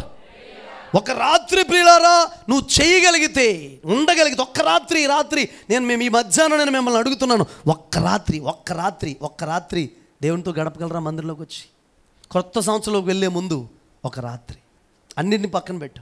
ఉపవాసం ఉండే రాత్రి అయితే ఇంకా మంచిది. పోనీ ఇంటి దగ్గర గడుపుతావా? చూడండి ప్రియులారా, తీసుకొచ్చి అన్ని కర్రలో పడేస్తే అహరోను చేతి కర్ర కూడా అలా పడేయారండి దేవుని మందిరంలో. విషయం చెప్పమంటారా? ఎండిపోయిన కర్ర. ఏ కర్ర అండి? ఇలాంటి కర్రే. మీరు ఎవరైనా మొక్కలు పెంచేవాళ్ళు ఎవరైనా ఉంటే అండి, పట్టుకెళ్ళి దీన్ని అలా పాతి, నీళ్లు పోసి, ఎరువు పోసి, కోడిగుడ్డు తుక్కేసి, ఉల్లిపాయ తొక్కలన్నీ వేసి చిగురు పట్టమనండి. కడిపులంక పట్టుకెళ్ళి ₹1,00,000 ఇస్తాను, కడిపులంక రావడానికి దీన్ని చిగురు పుట్టితే. విషయం చెప్పమంటారా? ₹1 కూడా ఇవ్వకుండా దేవుని సందులో చిగురు వచ్చేసింది. ఒక రాత్రి చిగురు వచ్చేసిందండి. అదే సేమ్ ఇలాంటి కర్ర. నమ్ముతున్నారా? ఇదే కర్ర, ఇలాంటి కర్ర. ఉత్తి కర్ర పడేస్తే జీవం లేని ప్రార్థన చేద్దండి. కర్ర కన్నీరు గారుస్తుందా? ఉపవాసాలు ఉంటుందా? అంగళారుస్తుందా? మాట్లాడరేంటండి? బాప్తిజం పొందిందా కర్ర? పాటలు పాడద్దా? కీబోర్డ్ ప్లే చేద్దా? కాంగో కొడద్దా? ఏసయ్యా అని పిలుస్తుందా? ఆ కర్రకి జీవం వచ్చేస్తే బ్రతికున్న నీవు, పాడగలిగిన నీవు, ఆరాధించగలిగిన నీవు, కన్నీరు కార్చగలిగిన నీవు, ఉపవాసం ఉండగల నీవు ఒక్క రాత్రి దేవుని సందులో గడిపితే జీవం రాదా? రోషం తెచ్చుకోండి, రోషం తెచ్చుకోండి. Praise Lord. ఎందుకు అలాగే ఉండాలి ఈ పరిస్థితులు? ప్రార్థన చేస్తే వినన దేవుడా, కదలన దేవుడా, మారన దేవుడా. ఒక్క రాత్రి పట్టుపట్టు ఎవరు బిడ్డ, ఒక్క రాత్రి పట్టుపట్టు అన్నా, ఒక్క రాత్రి పట్టుపట్టు, ఒక్క రాత్రి కన్నీరు ఖర్చు, నీ స్థితిగతులు మారిపోతాయి. నన్ను అడిగితే నేను చెప్పేదేంటి తెలుసా? నిలబడిన నేను, నిలుచున్న నేను, సేవ చేస్తున్న నేను, దీవెనగా ఉన్న నేను, అనేక మందికి ఆశీర్వాదకరంగా మార్చాడు ప్రభు. నా జీవితంలో ఈ చిగురులు, ఈ ప్రకాశము, ఈ బాదము పువ్వులు, ఈ బాదము కాయలు, ఈ చిగురు ఎక్కడి నుంచి వచ్చిందంటే రాత్రులు ప్రార్థనే, రాత్రులు ప్రార్థనే, రాత్రులు ప్రార్థనే. ఒక రాత్రి చేయలేవా? ఒక రాత్రి దేవునికి కేటాయించడం. అయితే ఒకటి గుర్తుపెట్టుకో, పంపించాల్సినన్ని పంపించేయాలి, విడవాల్సినన్ని విడవాలి. నువ్వు పంపించేసిన వాటికి కూడా కాపుదల ఉంటుంది, వదిలేసిన దానికి కూడా కాపుదల ఉంటుంది. మోకరించండి, ప్రార్థన చేసుకుందాం. ఎవ్వరు బయటికి తిరగ